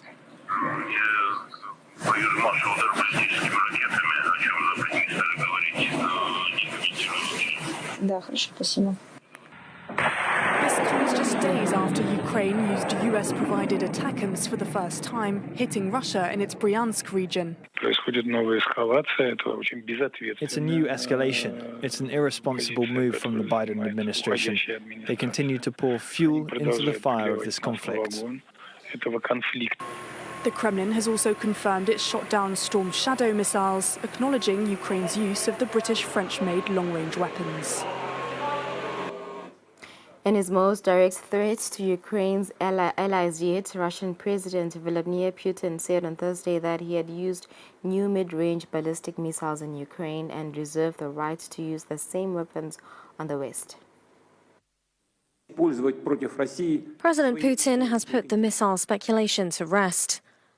Russia's attack on the eastern Ukrainian city of Dnipro was carried out using what he called a new intermediate-range ballistic missile, fired in response to Kyiv's recent strikes using weaponry from Western allies. Under combat conditions, a test of one of Russia's newest medium-range missile systems was also carried out, in this case with a non-nuclear hypersonic ballistic missile. Our missile engineers named it Oreshnik. The tests were successful. One of the largest and most famous industrial complexes since Soviet times that still produces weapons was destroyed in the Ukrainian city of Dnipro. Unconfirmed reports from Ukraine suggested Russia had used an ICBM, an intercontinental ballistic missile designed for long-distance nuclear strikes. According to Putin, Oreshnik, Russian for hazelnut tree, is capable of Mach 10, going 10 times the speed of sound. And he warned that US and European air defense systems would be powerless to stop it. Should more Oreshnik strikes be launched, he said Russia would issue advanced warnings to Ukrainian citizens, allowing for evacuations. He also gave an ominous direct threat to the West, saying that the experimental missile could also be used to attack any Ukrainian ally whose missiles are used to strike Russia. The Pentagon confirmed that Moscow had launched an experimental intermediate-range ballistic missile and that the US had had some forewarning. In terms of notifications to the United States was pre-notified briefly before the launch through nuclear risk reduction channels. This was a new type of lethal capability that was employed on the battlefield, so that's certainly of concern to us. Ukrainian President Volodymyr Zelensky accused Putin of using Ukraine as a testing ground and appealed to world leaders to react. The International Criminal Court on Thursday issued arrest warrants for Israeli Prime Minister Benjamin Netanyahu and his former defense minister, as well as Hamas's military chief Mohammed. The unprecedented move drew a furious reaction from Netanyahu, who denounced it as anti-Semitic. The decision turns Israel's prime minister into an internationally wanted suspect. The International Criminal Court is pursuing Benjamin Netanyahu for alleged war crimes and crimes against humanity, including intentionally attacking civilians, starvation as a method of warfare, and persecution. Netanyahu said he categorically rejected the absurd and false lies leveled against him, describing them as anti-Semitic, as he did when ICC prosecutor Karim Khan announced he was seeking the arrest warrant back in May. When the ICC investigates Israel for fake war crimes, this is pure anti-Semitism. The three-judge panel also issued a warrant for Netanyahu's former defense minister Yoav Gallant for the same crimes. No one in the world has the moral right to criticize the state of Israel and its capabilities and the way we behave. Israeli leaders fiercely and unanimously criticized the court's decision, while human rights groups applauded it. Hamas also welcomed the decision and asked the court to hold all Israeli leaders accountable. It made no mention of the arrest warrant against one of its leaders, Mohammed Deif, over his responsibility as commander of Hamas's armed wing for the mass killings, taking of hostages and other crimes of the October 7th attacks on Israel. Israel says it killed Deif in a July airstrike in the Gaza Strip, which Hamas has not confirmed nor denied. The ICC emphasised that Israel's acceptance of its jurisdiction was not required, while the EU's High Representative called for the decision to be respected and implemented. Despite that, none of the suspects is likely to face the judges anytime soon. The court's member states are required to detain suspects under a warrant if they set foot on their soil, but the court lacks a mechanism to enforce that, and neither Israel nor the United States is a member. 29 minutes after 7, siphethe lapho tangephandle sidaba hlwethu make sesibuye netemidlalo.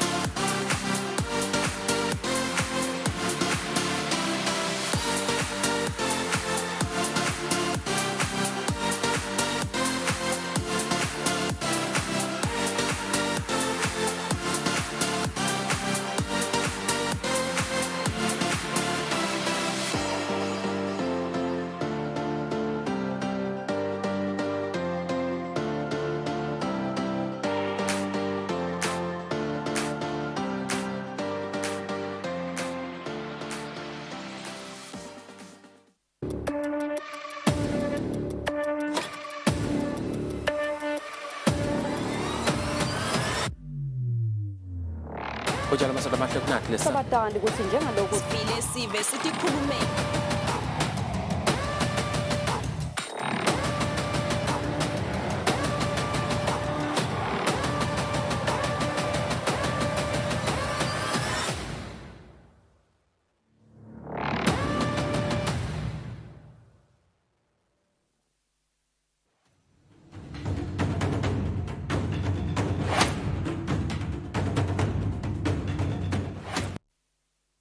It's 32 minutes after 7. It's a Friday. We get into our sports segment with Fabrice Msonera, who is already in studio.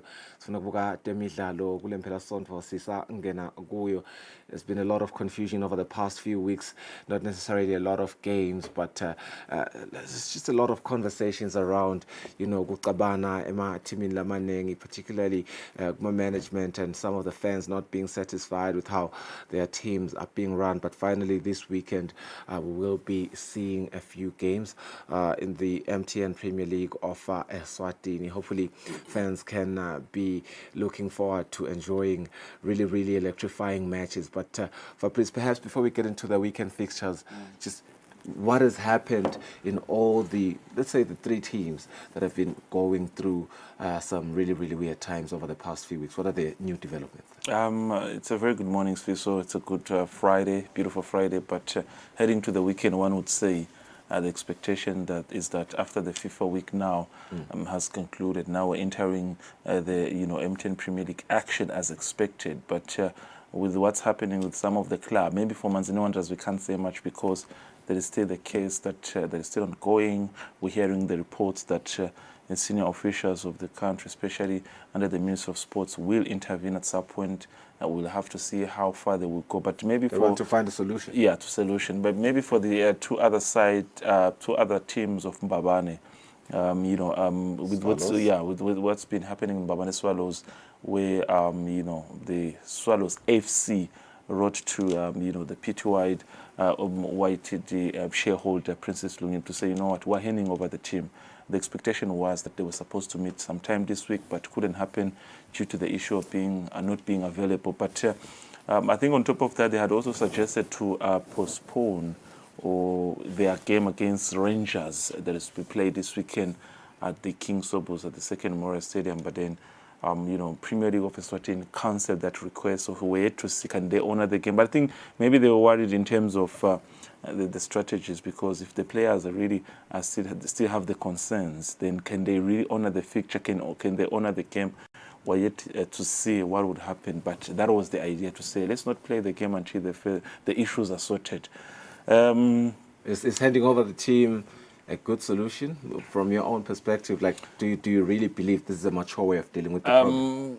It's a bit of both, because you'll have to say, if they're admitting that they are broke, then as we've been seen before in the recent reports, if they're admitting that they can't financially run the team, they feel like also there's an issue of this divided share, this and that. Today people are saying there is FC, tomorrow they are saying there's PTY. Let's not confuse for the love of the team. Let's just, you take over.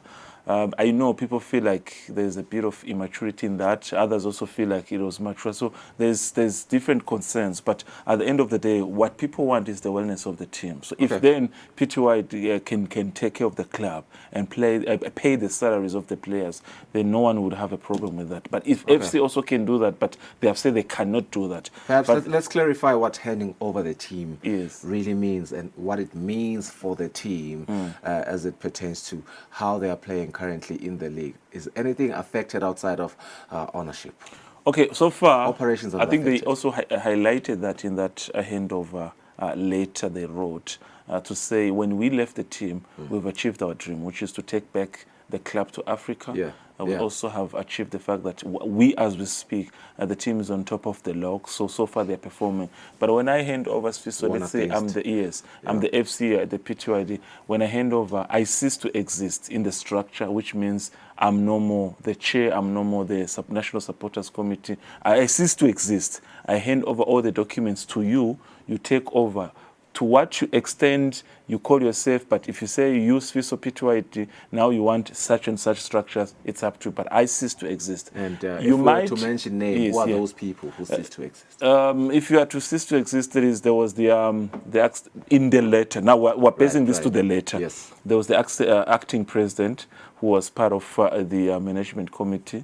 And there was also the management committee headed by Walide Mabuza. There's also the National Supporters Committee, Boni Tlutlu. So that's the structures, because there is the acting president, Absalom Mangwenya, and then there's also other structures. But we might have a situation because, if I recall well, I think Mr. Ngwenya was once again before in the structures of the patrons of the club. So we might have to reach also another agreement where you can maybe, we can have a talk, and then you ask me personally to say, can I maybe feature in one of the structures of the club? But what they are saying is that we cease to exist in a way that you are going to establish your own hierarchies to say, as FISO, as a PTYD, this is how I want the team to run. This is the structures of the club. This is the new chairperson. This is all the things that they want. So let's hope, going to the weekend, that maybe they can honor the fixture. Let's hope that maybe the players also don't have that challenge of saying, can we go to the game with the challenges we have and display that in the field of play? Because so if they honor the fixture this weekend, they are playing as PTY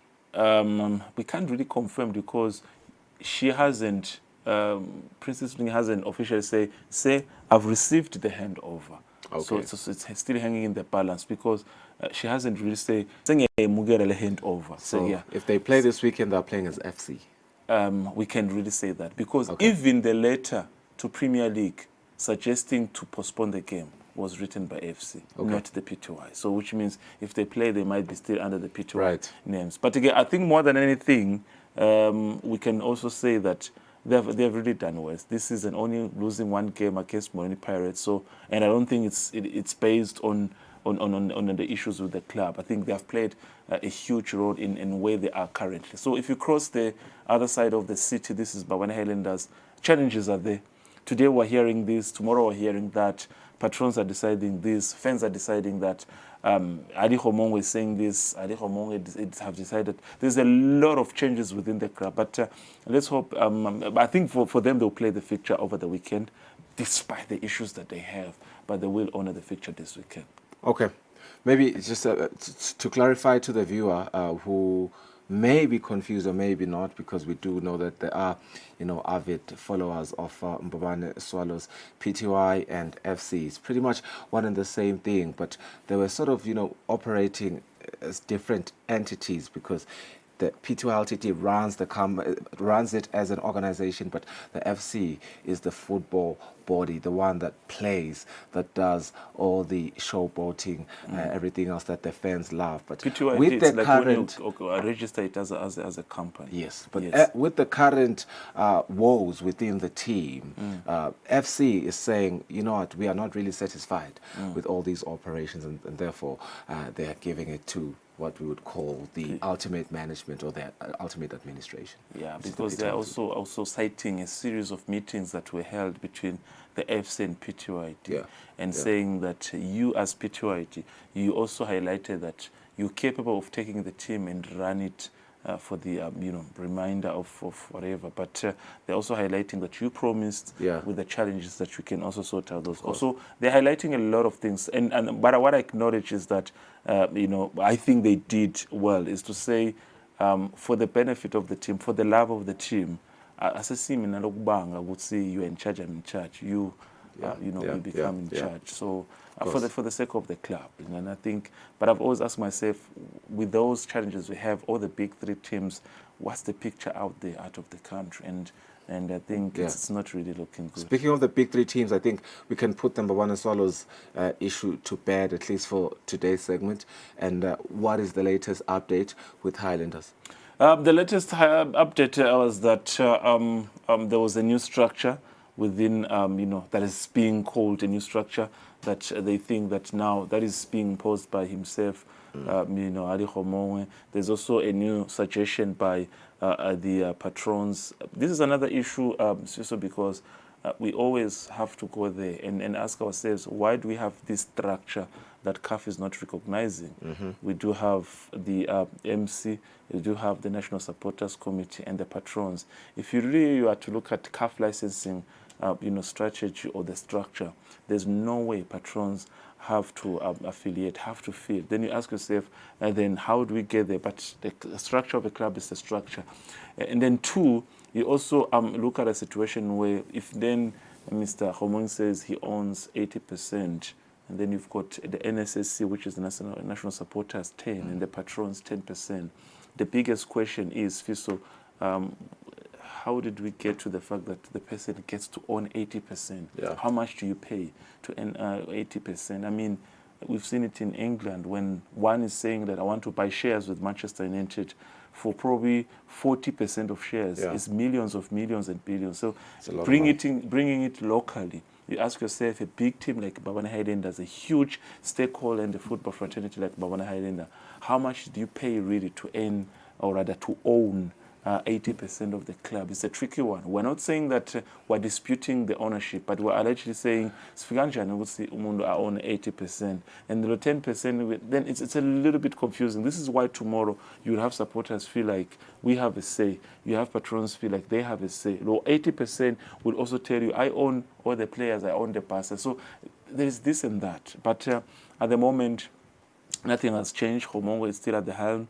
Nothing has changed. The supporters, he's still at the helm. We still have those structures in place. No one man should have all that power within a team, Fabrice. It should be fragmented, very, smart. That's a lot, 80%. I think the last person, I'm trying to think of a club internationally. I think it's Abramovich, Chelsea, but even the new owners, I think they own totally Chelsea. But if you look at how much they spent to own the club, it's just a huge amount of money. Bringing it closer, then you'd have to look at other teams in South Africa. But then the biggest also challenge is to say the salaries are still hanging in the balance, because the promise was that on the 17th of or November, which was last week Sunday, he had promised Homongo to say that's when it will be 2 months without salaries. We're yet to confirm if they haven't received their salaries by this moment. It could have changed. They could have received. Why is it so hard to confirm that? Like, why don't we have? Because the issue sometimes is there are a lot of reports, but what is on the table is that their salary is not paid. What are the players saying? The players, they will tell you that it's 3 months, correct? It's 3 months. He will say it's 2 months, but then what has he given us to prove that it really is? He will say he has got proof. He's got proof. That's what he says. That I've got proof. He's not showing us that. He's not showing us. I think it's easier to believe the players. Then you can't ask for someone's pay slip. It's controversial. It's a confidential. Yeah, but it's easier if he refutes the claims that he hasn't paid them for 3 months, he should come in with proof. The players, it's the pay slips. But I think what I like is that he admits that I haven't paid them for the 2 months. Even admitting that on its own, then changes everything. But the players are saying it's 3, so admitting that it's 2 doesn't make you look good. Yeah, at the end of the day, which then comes to the situation to say, if then, I hear where you're coming from, Sphere, so let's then, we say he steps down. The biggest question is that the fans now, the National Supporters Committee, they want to take over. If they take over, they have the ability really to run the club, because that's where the biggest question is. The team should sell the shares and they should sell them to... Who is available to buy them right now? Bro, come on now. Who is available to buy them right now? I'm sure that really... If I want to buy the shares, the biggest question is, the first question, as a business person, what's in for me? If you're a business person, there's a lot that's in it for you. Yeah, like what? Because you have to convince me that yeah, you have to convince me that... The shares just have to be sold in a very, very smart way. The dividends should make sense. No one should own 80%. Unless you're Patrice Motsepe, you're a billionaire. You know the biggest problem is? The biggest problem is, I keep referring to countries that are developed. I'll give you an example like in England. Maybe I'll come back to South Africa. The biggest problem is, if I get the shares, the biggest question is, as a big team like Baba Headenders with a huge number of supporters, the first question I will ask your fan base, on a home match, how much can they bring in? That's the first question. That's maybe you can answer. That's say how much. And I suppose that's feasible on the Swallows' end. It's a different situation internationally, because, like for instance, in England, you don't buy a ticket by saying Baba Headenders is playing Rangers. You buy the entire season. So Manchester United can say for the entire season, all the games played at Old Trafford. My question for you would be... We've made so much. But locally, I don't know how much Highlanders will make if they play Galang against Young Buffaloes. But what is Singizini doing right? Do that? What is Singizini doing right? What are the other teams doing right that Swallows can't pull off, and they are a bigger team? It's the leadership. Exactly. It's the leadership. That is what we're talking about. But when we talk of 80% shares, that could be up for sale. But if you were to ask them officially, let me talk about Nsingizini and Moneni Pirates.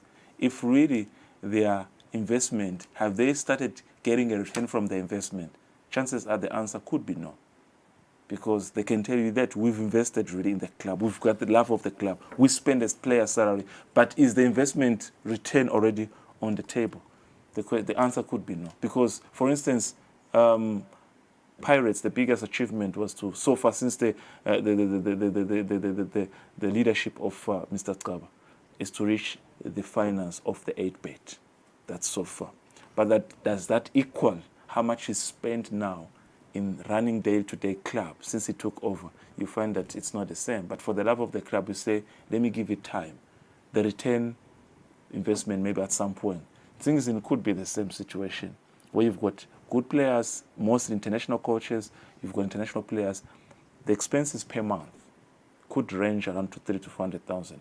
But do they get that balance in terms of return of investment by the end of the season? It's a tricky one. But are you assuming that they're running on a loss? No, I'm not saying that. No, don't go there on a running loss. I think it's smart to say, let me give it 5 to 6 years, 10, or at some point there will be a return of the investment.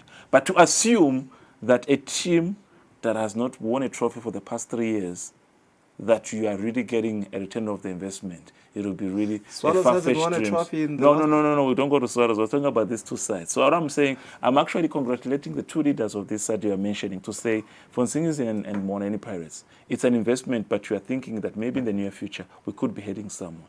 But to say that for a month a club can spend 250,000 like Morani Pirates. That's an example. And you ask yourself, if this weekend they're playing, and they're playing Galang as an example, how many fans will go watch Pirates? Yeah, but the big question here is Swallows. Yes. Let's come back to Swallows. They won the league. They went to CAF. And when they won the league, how much did they win? It's around 1 million. For how much do they Premier spend a month? So if the season is played 9 months. No, I understand that. Yeah. I just want to understand how the much cost of the salary per month for Bone Swallows, gathered from our sources, is around 250,000. Going to that's just salaries alone. That's salaries alone. We're not talking about daily needs. When a team is going to play, buses, petrol, fuel.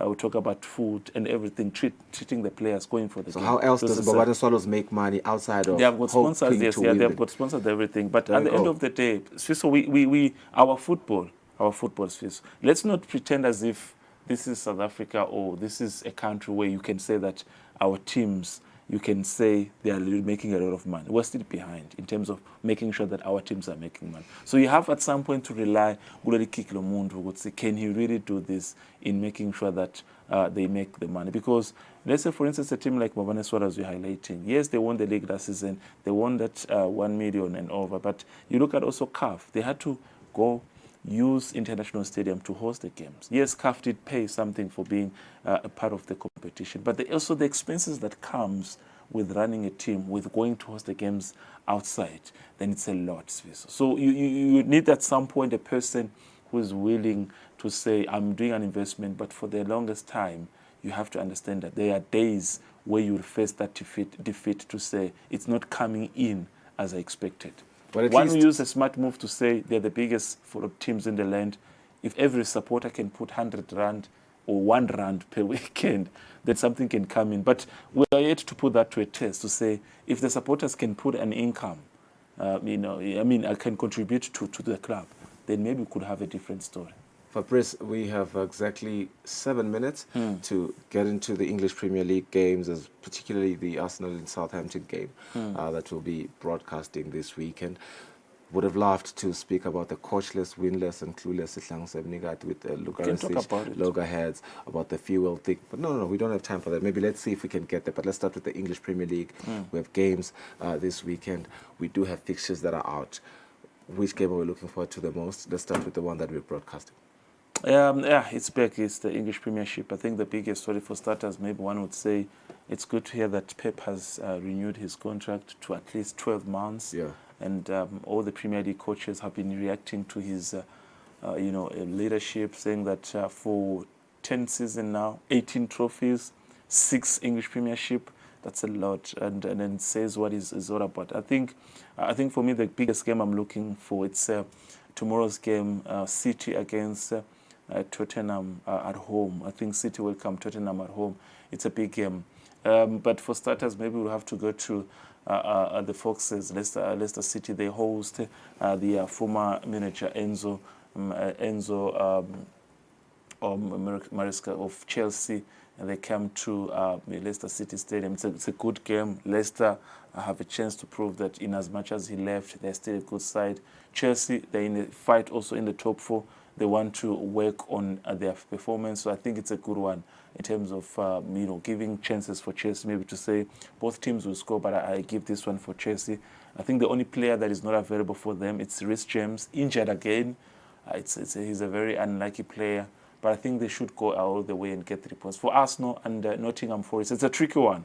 It's a tough opponent, Nottingham Forest, because it's a side I would say they haven't really been easy for them. So don't be shocked if really there are a lot of goals in that game. But a lot of goals scored by Arsenal. Even Nottingham Forest, I think they will score, because if you look at the table, they're within the top 5. Yeah. So they are not a side, and Arsenal they are not really far from them because they share the same points. They share the same everything. Yeah, because what Nottingham Forest need is just to go there and get a draw. For them, it's a huge improvement. But for Arsenal, can I say this first? If Arsenal really don't get 3 points this weekend, because the only chance that we have is that City, maybe when they play Tottenham can cause trouble. That's a hope as well. You're not sure. So if you don't win this game as Arsenal, then you're really, really, I don't even want to use the word reduce. You're muting your chances of really saying that we can do anything this season in terms of taking the league. Maybe But, worth highlighting, we are broadcasting this game, the Arsenal-Nottingham Forest game, as you're highlighting. The both position 4 and 5, same equal of points, same matches played. The only difference is goals for and goals against, and Arsenal has had more goals against, but also more goals for. But if you think about it, I think it's easier to score on Arsenal than it is for Nottingham Forest so far this season. Yeah, I think if you look at the fact that they'll be at home, maybe you can just give that credit to say they will use the home advantage. But they have been really weak a couple of times this season. Of course, with Odegaard back, you don't have to expect that maybe there will be a different side. But it's going to be a huge game. It could be 3-2 Arsenal, 4-2, but it will be a lot of goals. But for me, Aston Villa, it's another good side to watch. They have been impressive. They can really take advantage this weekend and win against Crystal Palace. But the game of the weekend for me, Manchester City against Spurs. Tottenham Hotspurs. Yeah, I think for me, do you think Hotspurs are good enough to hold them back? No, I don't think so. I think City, they are confident. Pep is confident with that contract extension. Confident while worried. Liverpool is starting to really edge away. Shaping up. They have got an easy game against Southampton away. I think Liverpool good. But welcoming Ruben Amorim, the new Manchester United coach. They head to Ipswich, newly promoted side. Let's see what he does, what he's capable of doing as the new coach. So, it's a good weekend. But for me, City, Spurs, City at home, they should get 3 points and edge closer to log leaders, Liverpool. This United game, is it going to tell us whether it was the coach problem or just an administration problem or the players' problem with Manchester United? More than anything, or it's too early to judge the coach? It's too early maybe to judge the coach, but there's something we're going to notice tomorrow, or rather Sunday, because the game is on Sunday.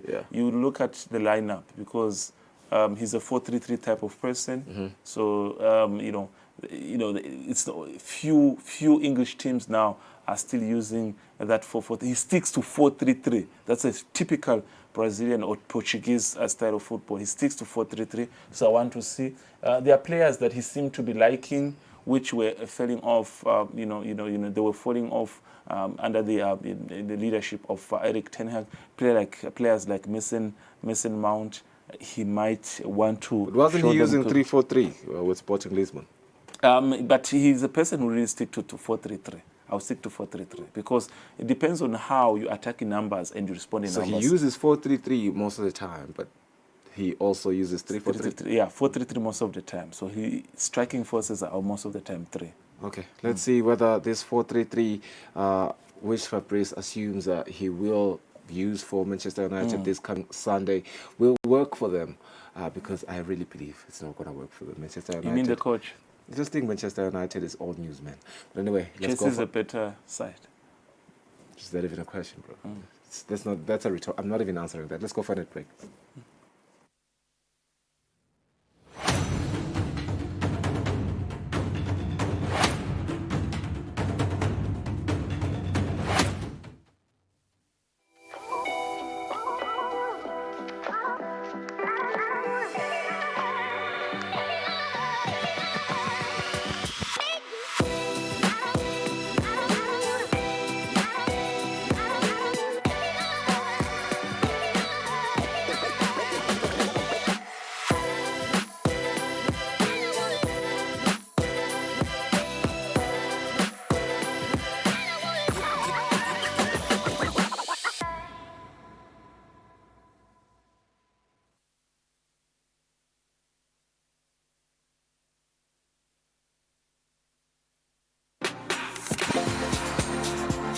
It's another popping Friday evening right here on Friday Night Lights, baby. This is the platform for the coolest DJs in the kingdom.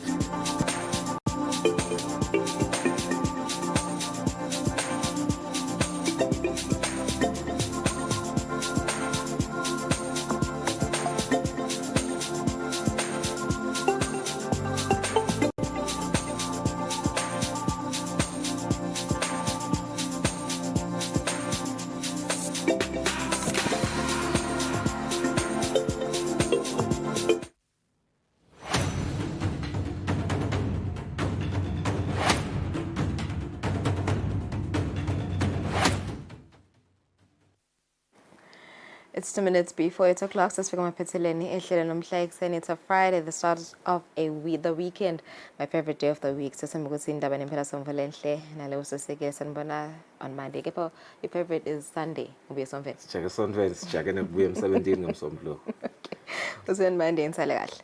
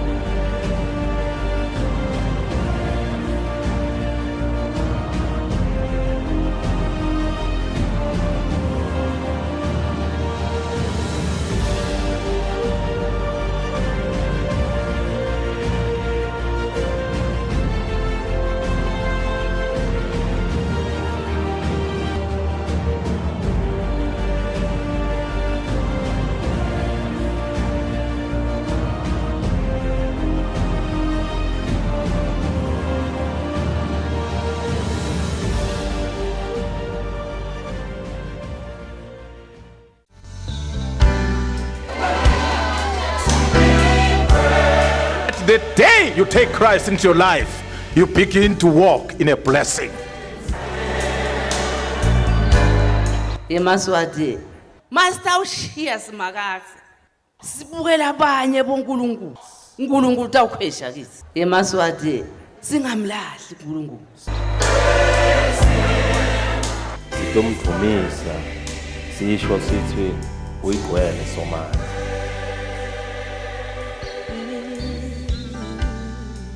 mase ubutholile lobungcwele hlala ungilongcwele ningesabi nimaswati, this is our season. Nguye idolo, nguye namuhla, nguye nakusasa.